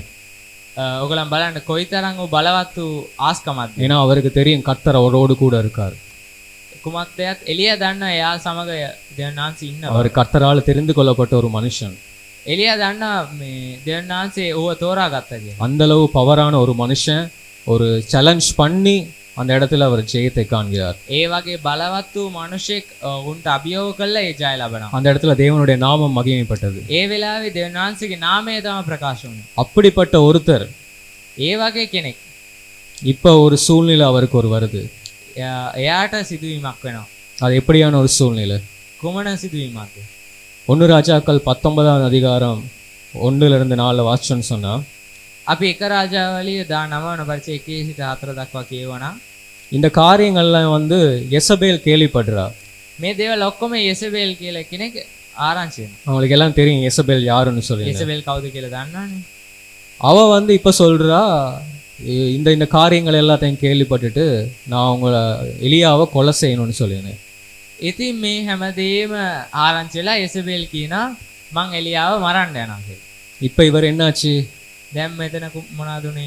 அந்த வசனத்தை நாங்க வாசிப்போம். நாங்க ඒ වචනේ අපි කියවමු. 19:1-4 வரையும் 19 වන පරිච්ඡේදයේ 1 සිට 4 දක්වා. எலியா செய்த எல்லாவற்றையும் அவன் தீர்க்கதரிசிகள் எல்லாரையும் பட்டயத்தாலே கொன்று போட்ட செய்தி அனைத்தையும் ஆகாப் யெசபேலுக்கு அறிவித்தான். அப்பொழுது யெசபேல் எலியாவினிடத்தில் ஆள் அனுப்பி அவர்களில் ஒவ்வொருவனுடைய பிராணனுக்கு செய்யப்பட்டது போல நான் நாளை இந்நேரத்தில் உன் பிராணனுக்கு செய்யாதே போனால் தேவர்கள் அதற்கு சரியாகவும் அதற்கு அதிகமாகவும் எனக்கு செய்ய கடவர்கள் என்று சொல்ல சொன்னாள்.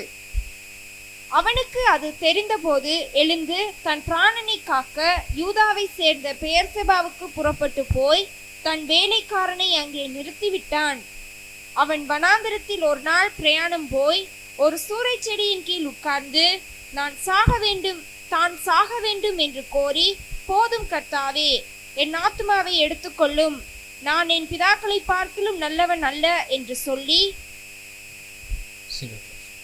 එලියා කළ සියල්ලත් ඔව් සියලු ප්‍රභූතවරුන් කඩුවෙන් මරා දැම බවත් ආබ් යෙසබෙල්ට දැන්වේය.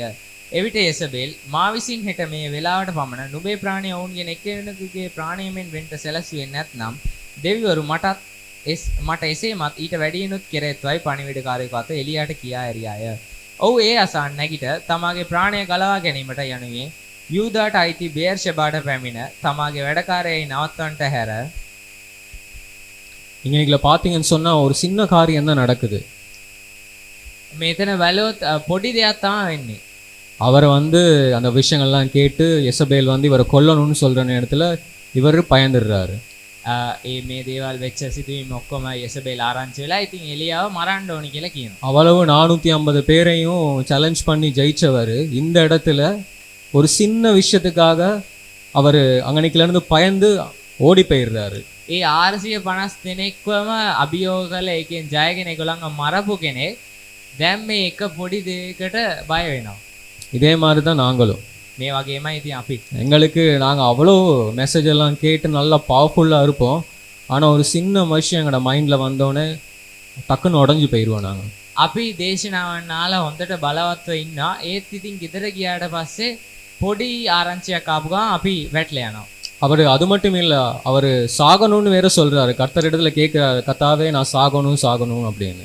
ඒ විතරක් නෙමෙයි ඔව් කියනවා මම මැරිලා යන්න ඕනේ කියලා.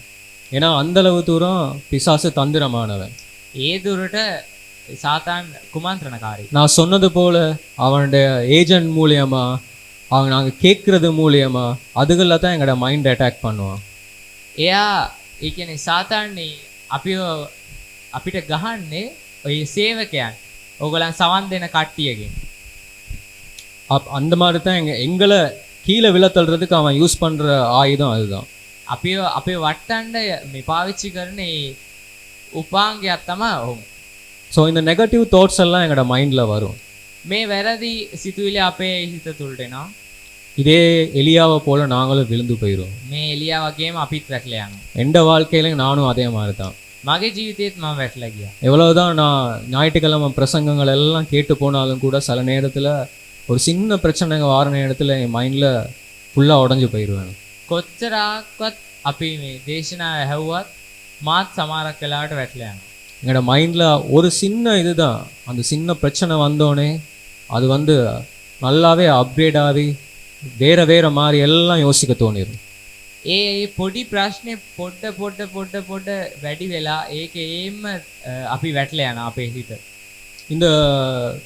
இந்த மாதிரி ஒரு எதிர்மறையான காரியங்கள், எதிர்மறையான யோசனைகளை தான் அரண்கள்னு நாங்கள் சொல்லுவோம். මේ වගේ විරුද්ධ වූ දේවල් වලට තමයි අපි පෞර කියලා අපි කියන්නේ. ஒரு அரண் அப்படியே மைண்ட்ல ஒரு அரண் வந்து நிற்கும். கர்த்தருடைய வார்த்தையை கேட்காம இதுக்கு மட்டுமே அந்த மைண்ட் போய்கொண்டே இருக்கும். அந்த நெகட்டிவ் தாட்ஸுக்குரிய மைண்ட் போய்கொண்டே இருக்கும். ඒ දෙවියන් වහන්සේගේ වචනය අහන්න බැරි වෙන විදිහට අපිටයි දෙවියන් වහන්සේටයි මැද ඒ පෞරක් ගොඩ නැගෙනවා. 2 கொரிந்தியர் 10ஆம் அதிகாரம் 4ல இருந்து 5 வரை வாசிப்போம். 2 කොරින්ති දාවන පරිච්ඡේදයේ 5 10ஆம் அதிகாரம் 4ம் 5ம் 4යි 5. 2 කොරින්ති දාවන පරිච්ඡේදයේ 4යි 5. எங்களுடைய போராயுதங்கள் மாம்சத்துக்கேற்றவைகளாயிராமல் அரண்களை நிர்மூலமாக்குகிறதற்கு தேவ பலமுள்ளவைகளாய் இருக்கிறது. அவைகளால் நாங்கள் தர்க்கங்களையும் தேவனை அறிகிற அறிவுக்கு விரோதமாய் எழும்புகிற எல்லா மேட்டிமையையும் நிர்மூலமாக்கி எந்த எண்ணத்தையும் கிறிஸ்துவுக்கு கீழ்ப்படிய சிறைப்படுத்துகிறவர்களுமாய் இருக்கிறோம். මක්නිසාද අපේ යුද්ධ ආයුධ මානසික නොවේය. එහෙත් ඒවා බලකොට බිදහෙලීමට දෙවියන් වහන්සේ ඉදිරිපිට බල සම්පන්නය. අපේ විවාදයන්ද දෙවියන් වහන්සේ ගැන දැනගැනීමට විරුද්ධව උසස් වන්නා වූ සියලු උසස් දේවල්ද බිඳහෙලා සියලු සිතුවිලි ක්‍රිස්තුස් වහන්සේට කීකර වීමට வால் කර දෙමුව.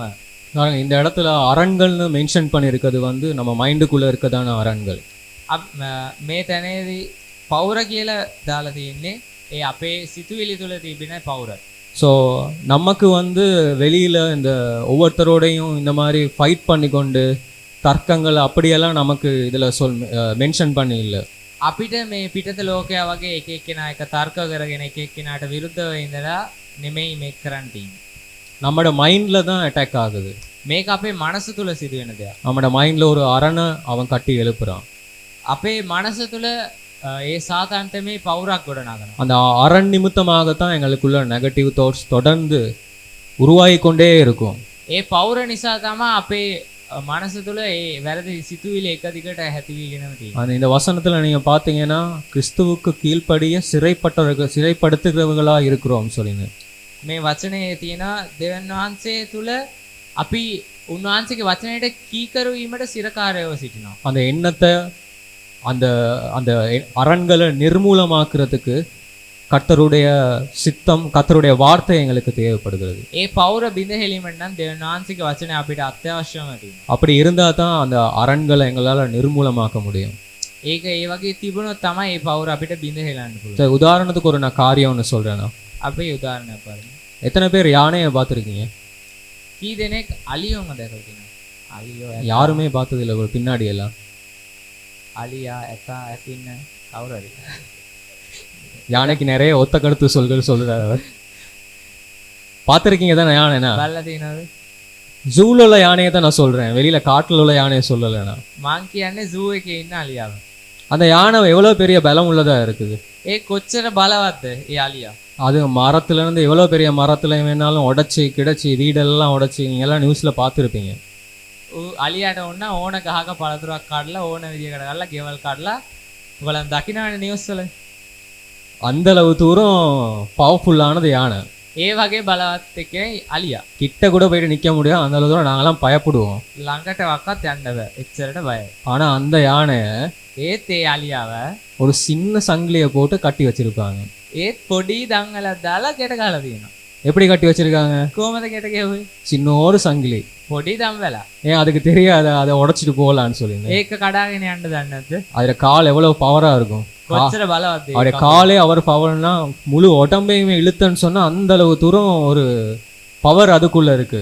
ඒ දම්වැල ඒ පොඩි දම්වැල එච්චර දෙයක් නෙමෙයිනේ. ඒ කකුලම එච්චර බලවත් නම් මුළු ඇඟෙම මේක ඇද්දනම් அது அவ்வளவு தூரம் ஒரு ஸ்ட்ரென்த்தான ஒரு ஒரு மிருகம். එච්චරට බලවත් සතෙක්. ஆனா ஒரு சின்ன சங்கிலியை வச்சு கட்டி வச்சிருக்காங்க. ඒත් ඒ පොඩි දම්වැලකින් බැඳලා තියෙනවා. அதே மாதிரி தான் எங்களுடைய மூளையில எங்களுடைய சிந்தனையில ஒரு சின்ன அரணை கொண்டு தான் அது எல்லாத்தையுமே கட்டி வச்சிருக்கான் பிசாசு தந்திரமாக. ඒ වගේ තමයි අපේ සිතුවිලි වලත් ඒ පොඩි වැරදි තීරණයක් එහෙම නැත්නම් පොඩි වැරදි සිතුවිල්ලක් වලින් තමයි අපි හැමදේම අල්ලගෙන තියන්නේ. ஸோ இதெல்லாம் வந்து சும்மா ஒரு அந்த சிந்தனைன்றது வந்து சும்மா இப்படி வாயால சொல்லி இல்லை, அது நிறைய கற்பனைகள் அது உருவாக்கும். මේ සිතුවිලි කියන දේ පොඩි අපි වචනෙන් එහෙම නැත්නම් කටින් කියනවා විතරක් නෙමෙයි, ඒක හුඟක් දේවල් ඇති කරනවා. அந்த யானைக்கும் கூட அந்த சங்கிலியை அது கட்டி வச்சிருந்தா இல்லை இதுக்கு நான் பயம் அப்படின்ற ஒரு அரணை அவனுக்கு அந்த யானைக்கு கொடுத்துருக்கிறதுனால தான் அது அதுலேருந்து வெளியிலே வராது. ඒ අලියටත් ඒ වගේ සිතුවිල්ල දීලා තියෙන නිසා තමයි අලියා ඒ දම්වැල කඩාගෙන එන්නේ නැත්තේ. எங்கட மைண்ட்லேயும் அப்படித்தான் நிறைய இமேஜினேஷன் போய்கொண்டே இருக்கும், கற்பனைகள் நிறைய போய்கொண்டே இருக்கும். ඒ වගේ තමයි අපේ සිතුවිලි වලත්. අපේ සිතුවිල්ල අපි ඕනකට වඩා හැමදේම හිතන්න ගන්නවා. நான் முதல்ல சொன்னேன்னா நாங்கள் இங்கே இருந்து கொண்டே நாங்கள் வெளியில் ஊருக்கு போயிடுவோம் பாஸ்போர்ட் எல்லாம் இல்லாமல். අපි මෙතන ඉඳගෙන පාස්පෝර්ට් නැතුව ඩුබයි ගිහිල්ලා ආවිල්ලා ඉවරයි. அந்த அளவு தூரம் இமேஜினேஷனை வந்து எங்களோட மைண்ட் கிரியேட் பண்ணிக்கொண்டே இருக்கும். එච්චර දුරට අපේ සිතුවිලි ඒව ඇති කරගෙනම තියෙනවා. ஒரு படத்தை நீங்கள் நாங்கள் ஃபோன்லேயோ இந்த கேமராலேயோ நாங்கள் படம் எடுக்கிற மாதிரி தான் எங்களோட மைண்டும் டக்கு டக்குன்னு க்ரியேட் பண்ணிக்கொண்டே இருக்கும். இப்போ நாங்கள் ஃபோன்லேயோ கேமராலேயோ வந்து அதை ஷார்ட் பண்ணணும், ஷார்ட் பண்ணால் தான் படம் எடுக்கும். ஆனால் எங்களோட மைண்ட் அப்படி இல்லை, அதுக்கேற்ற அந்த ரிப்பீட்டட் தாட்ஸை வந்து திருப்பி திருப்பி திருப்பி திருப்பி வேறு மாதிரி ஆங்கிள்ஸில் வந்து அது க்ரியேட் பண்ணிக்கொண்டே இருக்கும். අපි ඇවිල්ලා දැන් අපි ෆෝන් එකකින් ෆොටෝ එකක් ගන්නවා නම් ඒක අපි ක්ලික් කරන්න ඕනේ. අයි ෂටර් බටන් එක ඉබුවොත් තමයි ඒක වැඩ කරන්නේ. ඒත් අපේ මනසේම නෙමෙයි. අපිට ඕන විදියකට ඒක ඕන ඇන්ගල් එකකින් අපිට ආය ඒක පෙන්වනවා ඒ සිතුවිල්ල. அது ஒரு அது அது எங்களுக்கு கொடுக்கப்பட்ட கற்பனைகள், ஆனால் நாங்கள் அதை வித்தியாசமாக நாங்கள் வேறு மாதிரி நாங்கள் பயன்படுத்துகிறோம். அது අපිට දුන්න සිතුවිලි ඒත් අපි ඒක වෙනස් විදියකට ඒක පාවිච්චි කරන්නේ. காரணம் என்னன்னா அந்த பிசாசு தந்திரமானவன். ඒ කාරණාව තමයි සාතන් කුමන්ත්‍රණ. எங்களை முழுமையாக அவனுக்கு அட்டாக் பண்ண முடியாது. අපි මුළුමනින්ම උට අල්ල ගන්න බෑ. அதனால தான் இந்த மாதிரி காரியங்கள் எங்களுக்கு செய்கிறான். ඒ නිසා තමයි අපි මේ වගේ පොඩි පොඩි දේවල් වලට අහු කරන්නේ. ஆதியாகமம் 6ஆம் அதிகாரம் 5ஆம் வசனத்துல வாசி. උත්පත්ති 6 වෙනි පරිච්ඡේදයේ 5 වෙනි පදේ. மனுஷனுடைய அக்கிரமம் பூமியிலே பெருகினது என்றும் அவன் இருதயத்து நினைவுகளின் தோற்றமெல்லாம் நித்தமும் பொல்லாததே என்றும் கர்த்தர் கண்டு මනුෂ්‍යයාගේ දුෂ්ටකම පොළවෙයි මාත් බවද ඔහුගේ සිතේ කල්පනාවල කවර අරමුණක් නිරන්තරයෙන් නපුරව තිබෙන බවද ස්වාමීන් වහන්සේ දුටුසේක. பாருங்க, ஆதியாகமத்திலே அவர் இந்த இதை சொல்லிட்டாரு. දැක්කද? උත්පත්ති වලම මේ කියලා ඉවරයි. எங்கள் நினைவுகளின் தோற்றம் අපේ සිතුවිලි වල ස්වභාවය அது நித்தமும் பொல்லாததா இருக்கிறது. ඒක හැම වෙලේම නපුරව තිබෙනවා. ஆனா இப்பதான் நம்ம ஆட்கள் எல்லாம் கண்டுபிடிச்சிருக்காங்க. දැනුයි අපේ කට්ටිය හොයාගෙන තියෙනවා. அவர் எப்பயோ சொல்லிட்டாரு. அது දැන් ආන්සේ කවදදෝ කියලා ඉවරයි. அந்த இமேஜினேஷன் எங்களோட கற்பனைகளை வந்து கொண்டே தான் இருக்குது. ඒ සිතුවිලි අපේ මනස තුළට ඇති වෙගෙනමයි තියෙන්නේ. அதுவும் நெகட்டிவான தாட்ஸ். ඒ අර වැරදි වූ ආකල්ප. ஒரு காரியத்தை குறித்து நம்ம படி மேல படி வச்சு ஒவ்வொன்றா செஞ்சு கொண்டே இருப்போம். අපි පොඩි දෙයක් අපි ඒ වැරදි ආකල්පයක් මතට පඩිපෙලින් නගිනා වගේ ඒකේ උච්චම තත්ත්වයට අපි යනවා. ஒரு சின்ன நோய் வந்துடக்கூடாது. අපිට පොඩි ලෙඩක් එන්න බෑ. காய்ச்சல் வந்துடக்கூடாது. එන්න බෑ. அது சிக்கன் குனியான்றோம், ඒකට චිකන් ගුනියා කියනවා, கோவிட்னு சொல்லிடுவோம், කොවිඩ් කියනවා, கோவிட் பார்ட் 2ன்னு சொல்லுவோம், කොවිඩ් පාර්ට් 2 කියනවා, அதுக்கு ஒவ்வொன்றா பார்ட் 3 பார்ட் 4 அப்படின்னு ஒவ்வொரு பேர் வச்சு சொல்லிடுவோம். පාර්ට් 3 පාර්ට් 4 කියලා පොත් ලියනවා. அதுவும் டாக்டர் மாதிரி கண்டுபிடிக்கிறது முதல்ல நம்மட வாய் சொல்லிடும். அது අපි ඩොක්ටර්ස්ලාට වඩා අපි ඒගොල්ලන් හොයාගන්නත් කලින් අපි කියලා ඉවරයි. அந்த அளவு நாங்கள் எக்ஸ்பர்ட்டாக இருக்கோம். நாங்கள் එච්චරට අපි එක්ස්පර්ට්ලා. ஏன்னா எங்களோட மைண்ட் அப்படி நினைக்கிறது. අපේ සිතුවිලි එච්චර බලවත්. ஒரு சொல்லுவோமே, ஒரு பிஸ்னஸில் ஒரு சின்ன சரிவு வந்துருச்சு. අපේ බිස්නස් එකේ පොඩි අලාභයක් සිදු වුණා. இதுக்கு மேல இனி இதை கொண்டு போய் செஞ்சு சரி வராது. ඊට වඩා මේක කරන්න බෑ. இதை என்ன செய்யறது? இப்ப இதை வச்சு ஒன்றும் செய்ய முடியாது. මේක තියා මුකුත් කරන්න බෑ. இனி இதை மூடிட்டு போகத்தான் வேண்டி வரும். දැන් වහගෙන යන්න තමයි තියෙන්නේ. நீ மூடிட்டு போயிட்டு அப்படியே அவ்வளோத்தையும் இல்லாட்டி இன்னும் நான் கடன் படுவோம். අපි දැන් මේක වහලා ගියේ නැත්නම් තව ණය වෙනවා. அந்த மாதிரி நெகட்டிவ் தாட்ஸ் நம்ம மைண்ட்ல ඒ වගේ වැරදි ආකල්ප එනවා. ஸோ இதெல்லாம் இந்த அரண்களை நாம எப்படி முடிக்க முடியும்? මේ පවර අපි කොහොමද විඳලා බලන්න? இது எல்லாத்தையும் நம்ம மைண்ட்ல இருந்து ஃபுல்லா இல்லாம ஆக்கணும். මේ අපේ මනස තුළින් මුළුමනින්ම මේක අයින් කරන්න.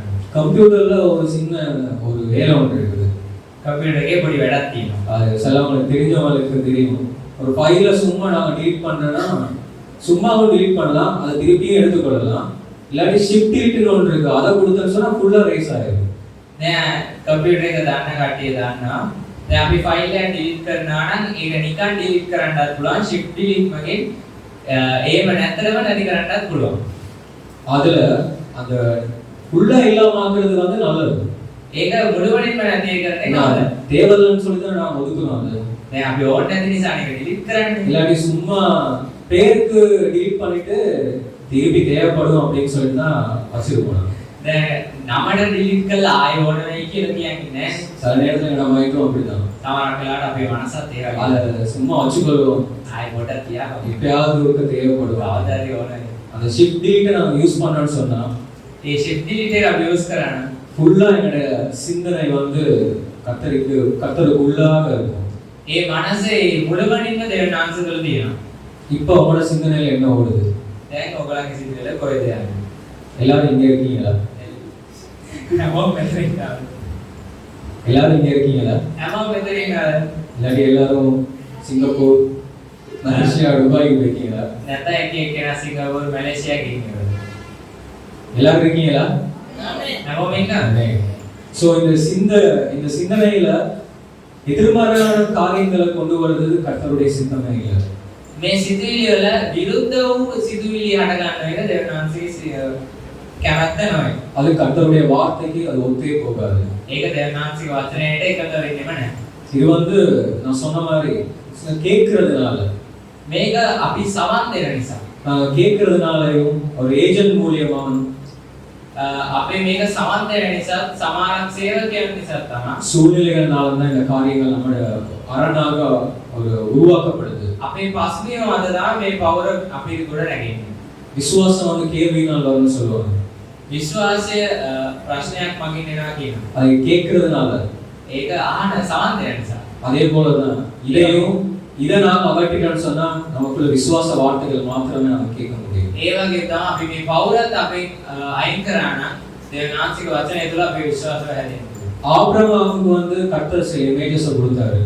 ආබ්‍රහම්ට දෙවියන් වහන්සේ සමහරක් රූප දුන්නා. அவருக்கு வெளியில வானத்துல இருக்க நட்சத்திரங்களை காட்டி சொல்றாரு, அந்த அளவு தூரம் உங்களுடைய சந்ததியை பெருக பண்ணுவேன்னு சொல்லுங்க. එළියේ තාරකා පෙන්නලා කියනවා මෙච්චර දුරට ඔබේ වංශය මම ලොකු කරනවා. அவன் அதை விசுவாசிச்சான். ඒක ඔහු විශ්වාස කරා. ஏன்னா அந்த படத்தை அவர் காட்டுறாரு. ඒ රූපේ ඔහුට පෙන්නනවා. எவ்வளவு நட்சத்திரங்கள் இருக்கு வானத்துல. කොච්චර තාරකාවක් තියෙනවා. இப்ப பில்டிங்ஸ் எல்லாம் நடந்துருக்கிறதுனால நமக்கு நட்சத்திரம் விளங்காது. දැන් මේ බිල්ඩින් පිරලා තියෙන නිසා අපිට පේන්නේ. ஆனா அந்த காலத்துல வந்து பில்டிங்ஸ் எல்லாம் அப்படியெல்லாம் ஒண்ணுமே இல்லை. ඒ කාලේ ඒ වගේ නෙමෙයි තනිකර දැනිතලාව. சின்ன சின்ன கட்டிடங்கள் இருந்திருக்கலாம். පොඩි බිල්ඩින්. அப்ப வானம் நல்லா தெளிவா தெரியும். ආස හොඳට පේනවා. அப்ப அந்த நேரத்துல அந்த நட்சத்திரங்களை பார்த்து சொல்ற நேரத்துல எப்படி இருந்திருக்கும் அவருக்கு? ඒ වෙලාවට තාරකාම පෙන්නලා කියද්දි කොහොම තියෙන්නේ? அந்த அளவு தூரம் நட்சத்திரங்கள் வானத்துல பெருகி இருந்திருக்கும். ඒ වෙලේ එච්චර දුරට කොච්චර තාරකාවක් තිබෙන්නද? அப்படி ஒரு இமேஜை கர்த்தர் ஆபிரகாமுக்கு கொடுத்தார். ඒ වගේ රූපයක් ආබ්‍රහම්ට දෙනවා. அதே போலதான் யோசேப்புக்கு ඒ වගේ තමයි යෝසේප්. ஒரு சொப்பனத்தை கர்த்தர் காட்டுகிறார். එක ස්වප්නයක් උඩ அந்த පෙන්නනවා. அரிக்கட்டு ඒ ගොයම් මිටිය. மத்தவங்க அரிக்கட்டு எல்லாம் புடிச்சு இருக்குது. ඒ ගොයම් මිටිය අනිත් සෑම දිනයකම නැවිලා තිබෙනවා. இவட இது மட்டும் நேரா இருக்குது. මෝගේ විතරක් කෙලින් තිබෙනවා. அதே போல திருப்பி அப்டேட் பண்ணி காட்டுறாரு அவர். ඒ වගේම තව පොඩ්ඩක් හොඳට හදලා திருப்பியும் நட்சத்திரத்தை காட்டுறாரு. ආයෙ තාරකා පෙන්නනවා. அவரை சுத்தி நிறைய நட்சத்திரங்கள் இருக்கு. එයා වටේ හුඟක් තාරකාවක් அதுல சூரியனும் சந்திரனும் இவரை பார்த்து கொண்டிருக்குது. ඒ වගේම එතන සූර්යයයි චන්ද්‍රිකයි මෙයා බලන් ඉන්නවා. அந்த அளவு தூரம் ஒரு இமேஜ் அவருக்கு காட்டுறாரு. ඒ වගේ ස්වරූපයක් ස්වප්නයක් උඩ පෙන්නනවා. அதுல அந்த அந்த தாட்ஸ் அவங்க வச்சு அவங்க முன்னேறி செல்கிறாங்க. ඒ සිතුවිල්ල දවලා ඔව් ඉදිරියට ගියා. நாம் எங்களோட வாழ்க்கையில நாம் இப்படி எங்களுக்கு கர்த்தர் கொடுத்த வார்த்தைகளை நாங்க எவ்வளவு தூரம் முன் வச்சிருக்கோம்.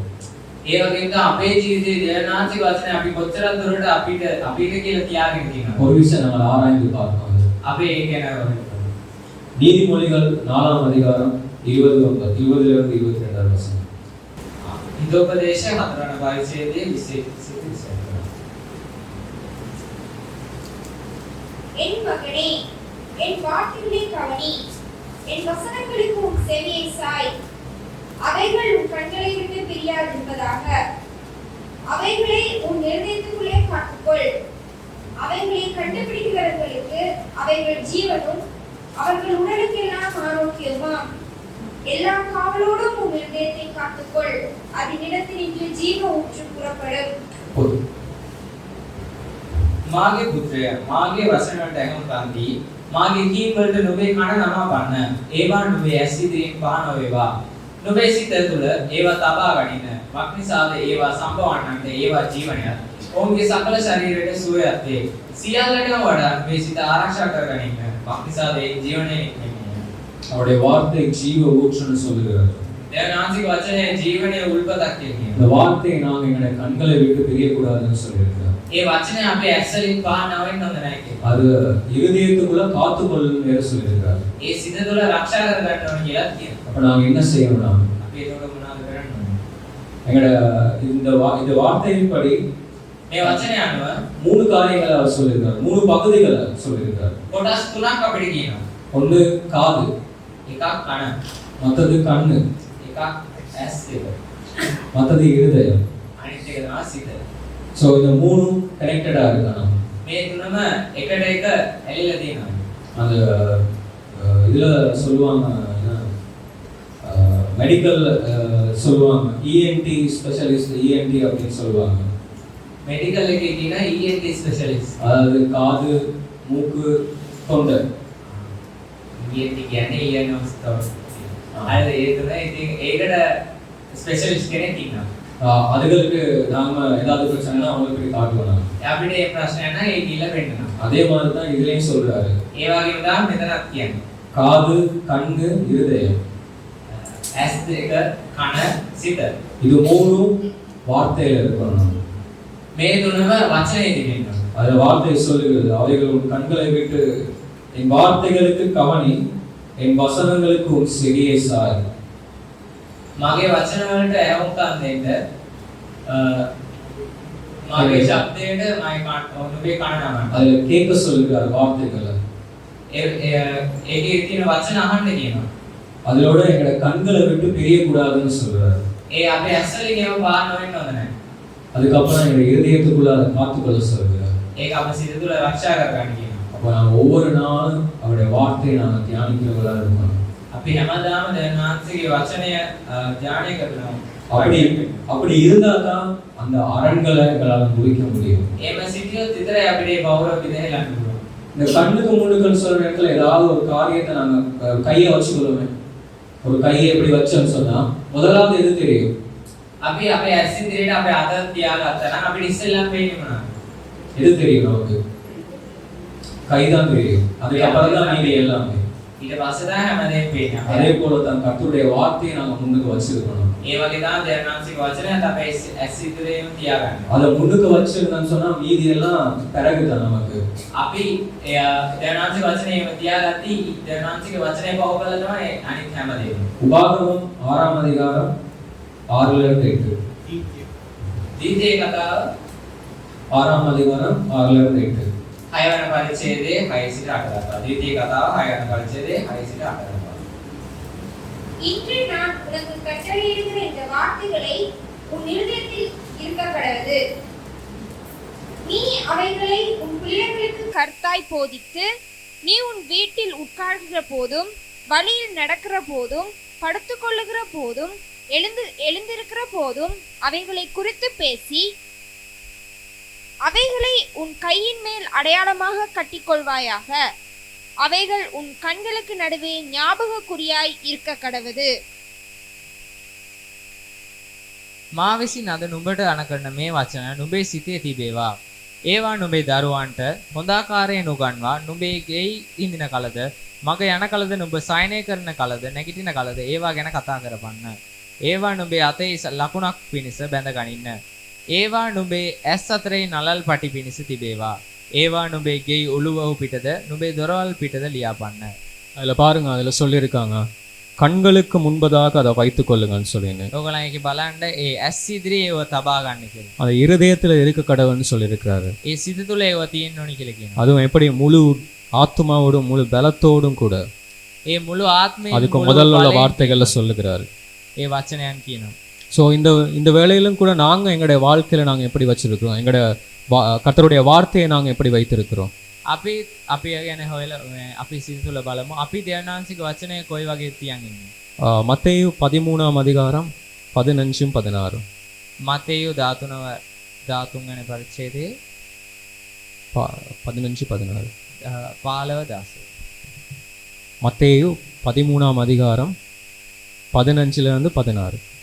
இந்த ஜனங்கள் கண்களினால் காணாமலும் காதுகளினால் கேளாமலும் இருதயத்தினால் உணர்ந்து மனம் திரும்பாமலும் நான் அவர்களை ஆரோக்கியமாக்காமலும் இருக்கும்படியாக அவர்கள் இருதயம் கொழுத்திருக்கிறது, காதால் மந்தமாய் கேட்டு தங்கள் கண்களை மூடிக்கொண்டார்கள் என்பதே. உங்கள் கண்கள் காண்கிறதினாலும் உங்கள் காதுகள் கேட்கிறதினாலும் அவைகள் பாக்கியமுள்ளவைகள். இதுல நான் இந்த 2 வசனத்துல நாங்க எந்த வசனத்துல இருக்கோம்? අපි මේ වචනයන් දෙකේම අපි කොමන තැනේද ඉන්නේ? அதுல முதலாவது வசனம் சொல்றது 15ல ඒකේ පළවෙනි වචනේ කියන 15 වෙනි පරිච්ඡේදයේ அவருடைய அந்த வார்த்தைகளை கேட்டு கண்கள்னால கண்டு அவர் செய்கிறத கண்டு இருதயத்துல உணர்ந்து இன்னும் நாங்க மனம் திரும்பாமல் இருக்கிறோம்.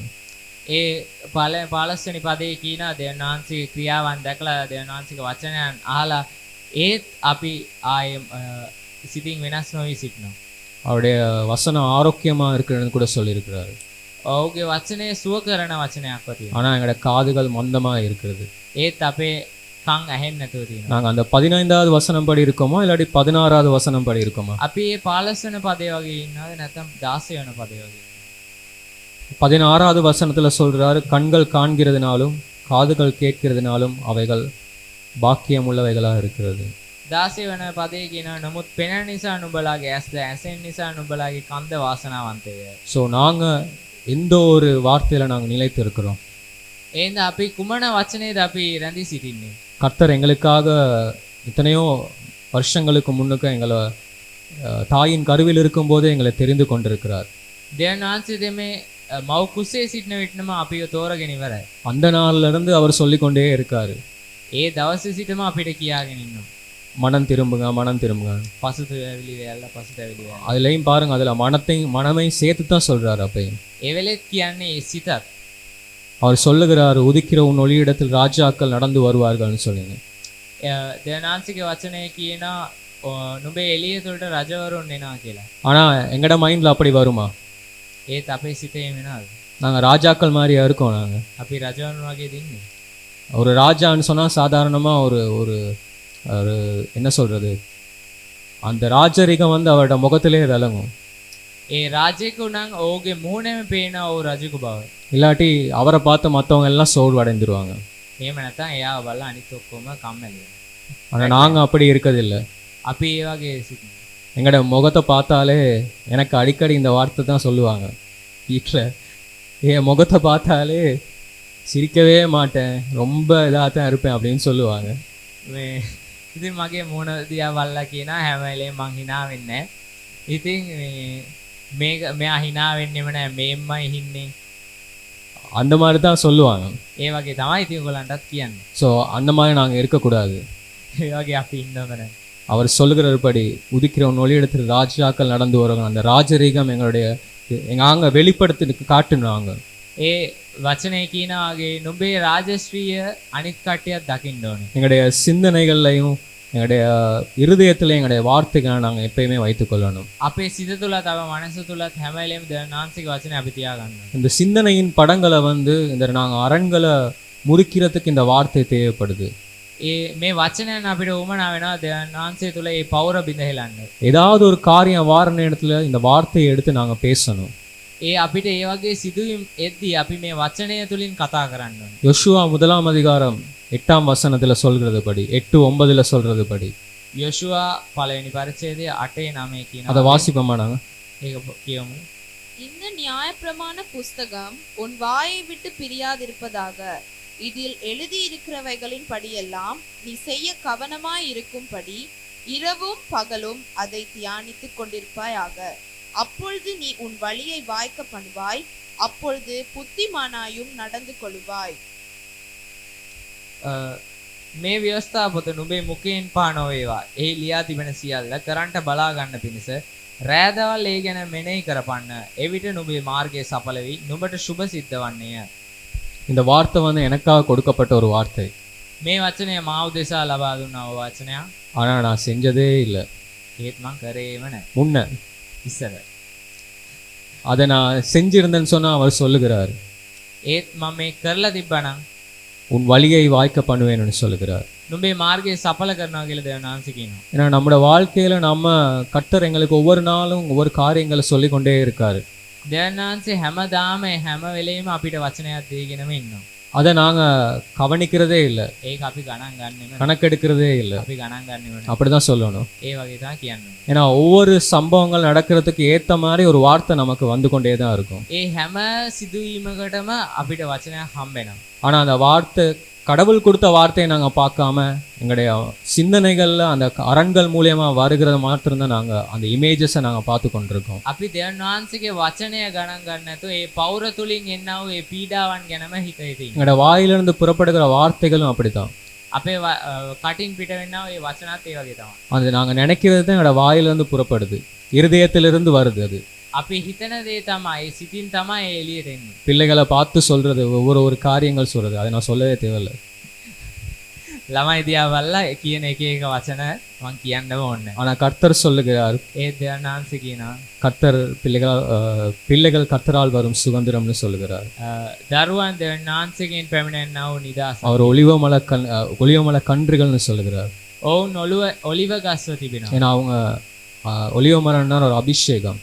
ඔලිව ගහ කියන්නේ අභිෂේකය. அந்த அபிஷேகத்தை அவங்களுக்குள்ளாக வைத்திருக்கிறார். ඒ අභිෂේකය ඔවුන් තුල තියලා තියෙනවා. நாங்க அந்த மாதிரி தான் அவங்கள பார்க்கணும். අපි ඒ වගේ තමයි ඔවුන් බලන්න ඕනේ. எங்களுக்கு கொடுக்கப்பட்ட ஒவ்வொரு சொந்தங்களும் கர்த்தர் எங்களுக்காக கொடுத்தது. අපිට ලබා දී තිබෙනා ඔය හැම ඥාතිත්වයක්ම ඒ දෙවියන් වහන්සේ අපිට දුන්නා. அவங்கள நாங்க சந்தோஷமா பார்த்துக்கொள்ளணும், சந்தோஷத்தோடு அவங்களோடு கூட இருக்கணும். ඒ හැම කෙනාම අපි සතුටින් බලා ගන්නත් ඕනේ, ඒගොල්ලන්ව සතුටින් තියා ගන්නත් ඕනේ. எல்லாத்துக்கும் நம்மளோட மைண்ட் හැම දෙයකට අපේ මනස சரியா இருக்கணும். හරියට තියෙනවා. எப்பயுமே நாங்க சொல்லணும், கர்த்தருடைய வார்த்தையை தான் முன்னுக்கு வைக்கணும். හැම වෙලේම අපි කියන්න ඕනේ දෙවියන් වහන්සේගේ වචනය තමයි මුලින් තියන්න ඕනේ. இதுக்கு நாம முதலாவது செய்ய வேண்டிய காரியம், මේකට අපි මුල ඉස්සෙල්ලාම කරන්න ඕනේ දේ. இப்ப நாங்க வாசிச்ச வார்த்தையின்படி දැන් අපි කියපු වචනය ප්‍රකාර ஒவ்வொரு நாளும் நாம வேதத்தை வாசித்து அதை தியானிக்கணும். හැමදාම දෙවියන් වහන්සේගේ වචනය මෙනෙහි කරන්න ඕනේ රැදවල්. அதை நாங்க தியானித்து அதை பற்றிக்கொண்டு நாங்க நடந்து செல்லணும். ඒ වචනය අල්ලගෙන අපි අපේ දිවි ගමන අරන් යන්න ඕනේ. ஏன்னா எங்களுடைய இதயம் வந்து ஒரு இருதயம் வந்து ஒரு நல்ல நிலம்னு சொல்லுகிறார் அவர். ඇයි කිව්වොත් අපේ සිත එක පොළොවක්ව තිබෙනවා, භූමියක් වගේ. அந்த நிலத்துல நல்ல விதைகளை நாங்க விதைச்சோன்னு சொன்னா பெரிதான ஒரு அறுவடையை நாங்க காண்போம். ඒ භූමියේ හොඳ වූ බීජ වපුරද්දී හොඳ වූ ඵල අපිට ලබා ගන්න වෙනවා. மத்தேயு 13:4-8. මතෙව් 13 වන පරිච්ඡේදය 4 සිට 8 දක්වා. அவன் விதைக்கையில் சில விதை வழி அருகே விழுந்தது, பறவைகள் வந்து அதை பட்சித்து போட்டது. சில விதை அதிகம் மண்ணில்லாத கட்பாறை இடங்களில் விழுந்தது. மண் ஆழமாயிராததினாலே அது சீக்கிரமாய் முளைத்தது. வெயில் ஏறின போதோ தீந்து போய் வேறில்லாமையால் உலர்ந்து போயிற்று. சில விதை முள்ளுள்ள இடங்களில் விழுந்தது, முள் வளர்ந்து அதை நெருக்கி போட்டது. சில விதையோ நல்ல நிலத்தில் விழுந்தது. சிலது 100ஆகவும் சிலது 60ஆகவும் சிலது 30ஆகவும் பலன் தந்தது. ஆமென். அதுல பாருங்க, அந்த விதைகள் விழுகிறது மட்டும் இல்லை, அந்த நிலத்துல ඒ බීජයේ වැටෙනා විතරක් නෙමෙයි, அதுல நிறைய காரியங்கள் அந்த விதைக்கு நடக்குது. ඒ හුඟක් දේවල් එක එක තැන්වල වැටෙන බීජ වලට වෙනවා. அதுல அஸ்திவாரம் சரியா இல்லை. ඒදී අත්තිවාරම හරිනේ. சிலதுகள் வந்து பறவைகள் வந்து கொத்திட்டு போயிருச்சு வளர்றதுக்கு முன்னே. සමහරක් තැන්වල පරවියන් කුරුල්ලන් ඇවිල්ලා ඒක අරන් ගියා. சிலதுகள் வந்து முள்ளு மாதிரி குத்தி கொண்டே இருக்குது. සමහරක් බීජ ඇවිල්ලා කටු බිම් අතරේ වැටෙනවා. இதே மாதிரி தான் எங்களுடைய சிந்தனை, எங்களுடைய மைண்டும். ඒ වගේම තමයි අපේ සිතුවිලි. எங்களுடைய மைண்ட்லையும் ஒரு ஒரு அஸ்திவாரம் இல்லாததுனால சில நேரத்தில் இடிக்கப்பட்டு போயிடுறோம். අපේ සිත තුලත් අපි තුල ඒ අත්තිවාරමක් නැතුව අපි බිඳිලා යනවා. சிலவங்க சொல்ற காரியங்கள்னால பறவைகள் வந்து அந்த நிலத்தை எடுத்துட்டு போயிருது. සමහරක් කට්ටිය කියන ඒ කතා නිසා අපේ වචනය අපි නැති කරගන්නවා. ஏன்னா நாங்க அதுல வீழ்ந்து போயிடுறோம். நாங்க අපි ඒකේ වැටලා යනවා. எங்களுடைய சில நேரத்துல முள்ளு மாதிரி வந்து குத்தி கொண்டே இருக்குது. සමහර දේවල් ඒ කටු වගේ අපිව ඇනීගෙනම තියෙනවා. கடன், ඒ ණය, போராட்டம், ඒ පොරබැඳීම්, பிரச்சனைகள் ප්‍රශ්න, ஒவ்வொன்றும் எங்களுடைய இருதயத்தை குத்தி கொண்டே இருக்கும். ඒ හැමදේම අපේ ජීවිතය අනින ගමන්ම තියෙනවා. அது குத்த குத்த குத்த அது அப்படியே வளர்ந்தது அப்படியே உடஞ்சி போயிடும். ඒ ඇනෙන්න අපි ඒම වැටලා යනවා. ஆனா நல்ல நிலத்துல விதைக்கப்பட்ட விதையோ ඒ හොඳ වූ බිමේ වපුරන ලද சிலது 100ஆகவும், සමහරක් 100ක්, சிலது 60ஆகவும், සමහර 60ක්, சிலது 30ஆகவும் பலன் கொடுக்கிறது. සමහරක් 30ක් පළ දුන්නා. காது உள்ளவன் கேட்க கடவன். කන ඇත්තේ අසාව. இந்த வேளையிலும் கூட நாங்க මේ වෙලාවේදී ஒரு விஷயம் எங்களுடைய இருதயத்தை ஆராய்ந்து பார்ப்போம். ස්වල්ප විනාඩියක අපේ සිත අපි எங்களுடைய இருதயத்தை எந்த நிலையில இருக்குதுன்னு சொன்னேன். අපේ සිත කුමන ආකාරයෙන් තියෙනවද කියලා. கர்த்தர் எங்கள் ஒவ்வொருவரையும் ஒரு ஆலயமாக வைத்திருக்கிறார். අපි හැමෝම මෙතන ஒரு ஆலயமாக கர்த்தர் வைத்திருக்கிறார். දෙවියන්වහන්සේ කූඩාරමක් අපේ තිබිලා තබලා තියෙනවා. அந்த ஆலயத்துல எப்படிப்பட்ட விதைகளை நாங்க விதைக்கிறோம். ඒ කූඩාරම තුල අපි කුමන දේවල්ද අපි වපුරන්නේ. ஒரு விஷயம் எங்களுடைய இருதயத்தை நோக்கி நாங்க பார்ப்போம். අපි අපේ සිත සෝයිස කරගන්න. ஒரு நல்ல நிலத்துல விழுந்த விதை வந்து நிறைய அறுவடை கொடுத்துச்சு. ඒ හොඳ වූ බිමේ වැටෙන ඒ බීජ හොඳ වූ ඵල දේවා. அதே போல எங்களுடைய இருதயம் இருக்கா? ඒ වගේම අපේ සිත තියෙනවා. எங்களுடைய சிந்தை, எங்களுடைய மனது இருக்கா? අපේ කල්පනාවන් අපේ සිතුවිලිම තියෙනවාද? அவருக்கு ஏற்ற விதமாய் දෙවියන්වහන්සේට හුරු විදියට. அவருடைய வார்த்தையில நிலைத்து இருக்கமா நாங்க? දෙවියන්වහන්සේ තුල අපි රැඳිලා සිටිනාද? ஏன்னா இந்த மாதிரி தந்திரமா வார நேரத்துல நமக்கே தெரியாம நாம வீழ்ந்து போயிடுவோம். මේ වගේ කුමන්ත්‍රණකාරී වෙන විදිහට අපිම අපිව දන්නේ නැතුව වැටලා යනවා. ஒரு பெரிய ஒரு புயல் வந்தாலும் கூட ஆடாம அசையாம இருக்கணும். ඒ ලොකු සුලිසුලඟක් ආවත් වැටෙන්නේ නැතුව ඉන්න ඕනේ. கஷ்டம்தான் நம்மளால, අපිට අමාරුයි තමයි. முடியவே முடியாது, බැරිම තැනේ තමයි අපි ඉන්නේ. முடியவே முடியாது எங்களால. අපිට බෑ. ஏன்னா எங்களோட மாம்சம் அப்படியா இருக்கிறது. අපේ මාංශය ඒ වගේ තමයි තියෙන්නේ. ஆனா கர்த்தரால எல்லாமே கூடும். ඒ දෙවියන්වහන්සේ තුලින් හැමදේම ජය ගන්න පුළුවන්.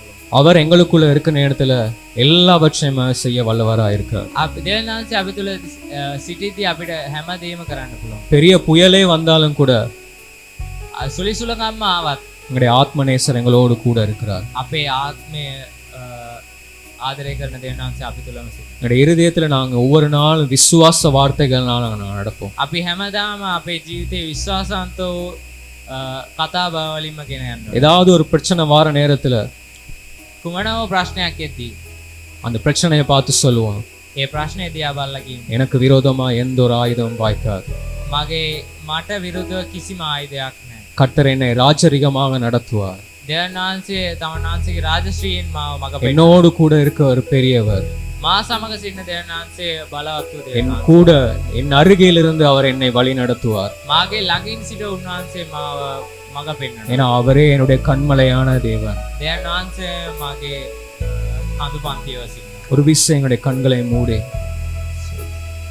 இந்த வேளையிலும் கூட எங்களை ஆராய்ந்து பார்ப்போம். මේ වෙලාවේදීත් අපේ සිත සෝයිසි කරගන්න. அந்த கேட்ட வார்த்தைகளை நாங்க அப்படியே விட்டு விடாதபடி අපි අසව වචන අපි ඒම අතහැර දාන්න නැතුව எங்களுடைய கண்களுக்கு முன்பதாக, අපේ ඇස් ඉදිරියට, எங்களுடைய இருதயத்துக்கு முன்பதாக අපේ සිත් ඉදිරියට அவருடைய வார்த்தையை நாங்கள் வைப்போமா? දෙවියන්වහන්සේගේ වචන අපේ රැකෙනවා. எந்த ஒரு புயலிலும் කුමනෝ සුලිසුලඟයි நீரே என்னுடைய தெய்வன், දෙවියන්වහන්සේ තේමේ உம்மை මාගේ மாத்திரமே நான் நம்புவேன் என்று சொல்லுவோமா? දෙවියන්වහන්සේ මා විශ්වාස කරනවා කියලා කියනවා. நான் அதை நம்பினேன். මා ඒ විශ්වාස කරා. ஏன்னா நான் கொஞ்சம் கொஞ்சமா நான் மாற்றினேன். அது මා ටිකෙන් ටික වෙනස් වුණා. என்னுடைய வாழ்க்கையில මගේ ජීවිතයේ எத்தனையோ நன்மைகளையும் எத்தனையோ அதிசயங்களை அவர் செய்திருக்கிறார். හුඟක් දේවල් හුඟක් ආස්කම් කරලා තියෙනවා. எத்தனையோ வாட்டி அதை நான் கண்டு இருக்கேன், හුඟක් සැරයක් මම ඒක දැකලා அதை நான் பார்த்து இருக்கேன் கண்களால. ඒක මම දැකලා තියෙන ඇස් වලින්.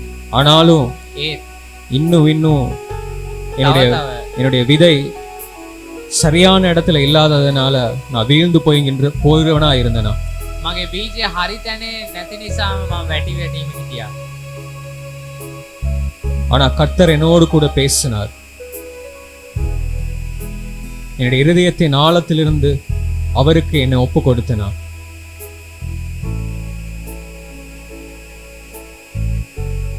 அந்த நேரத்துல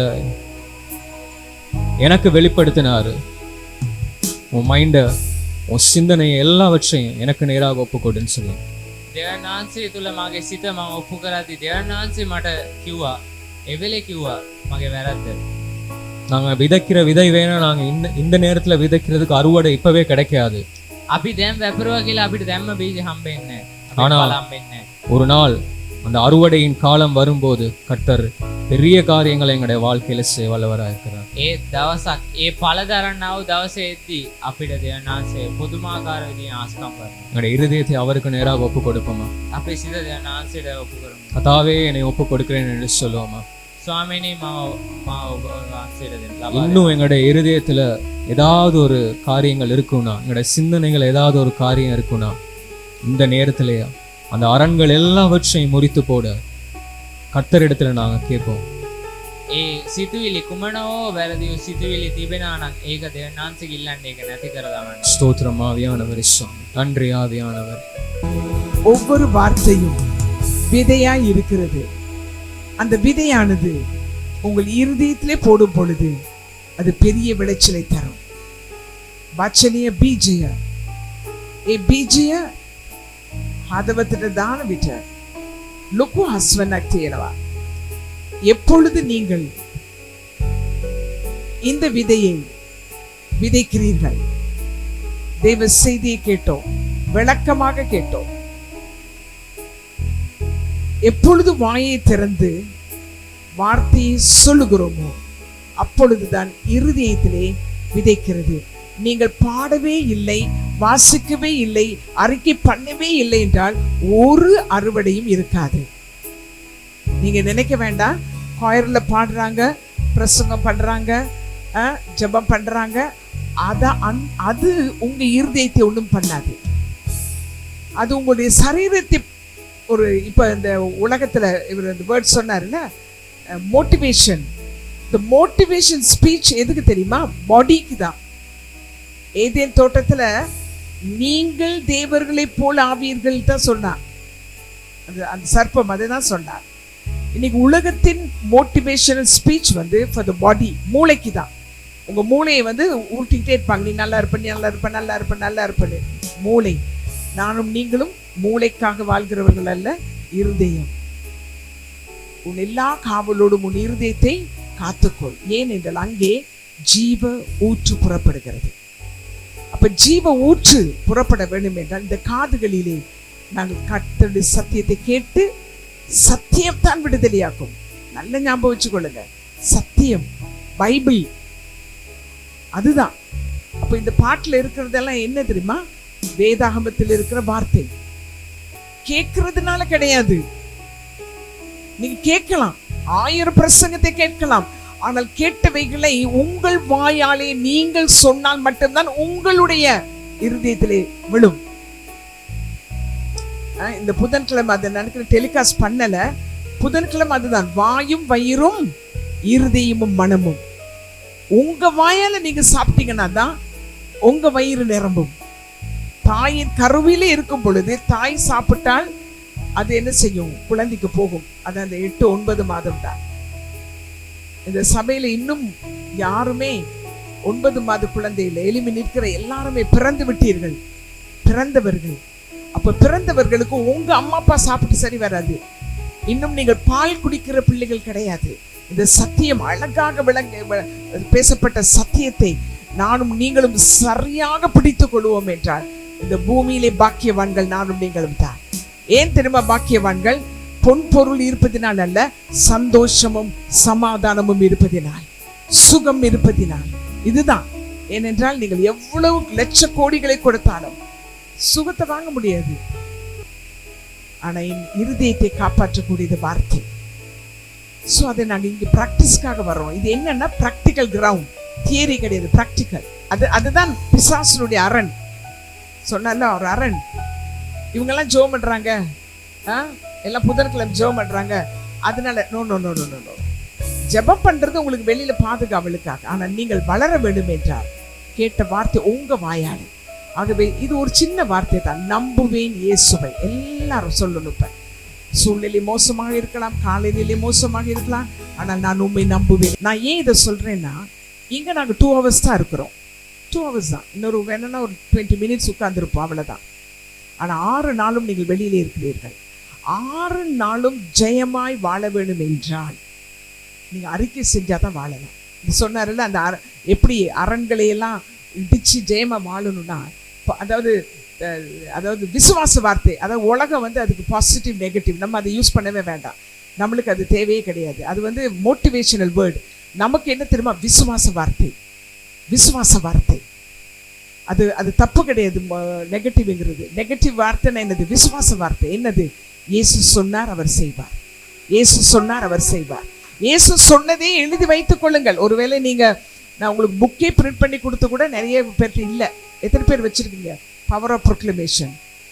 ஏன்னா உங்களுக்கு ஈஸியா கற்றுக் கொடுக்குறோம். அதுல எழுதி இருக்கிற வார்த்தைகளை நீங்கள் சொன்னால்தான் உங்கள் காதுகள், செவின்னு சொன்னார்ல, இஎன்டின்னு, இது இ என்னது? ஏன்னா உங்க காதை ஒரு கிள்ளி சொல்லுங்க, இ. அடுத்தது எங்க போகணும்? அது இ எங்க போகணும்? ஹெச் சொல்லுங்க, ஹார்ட்.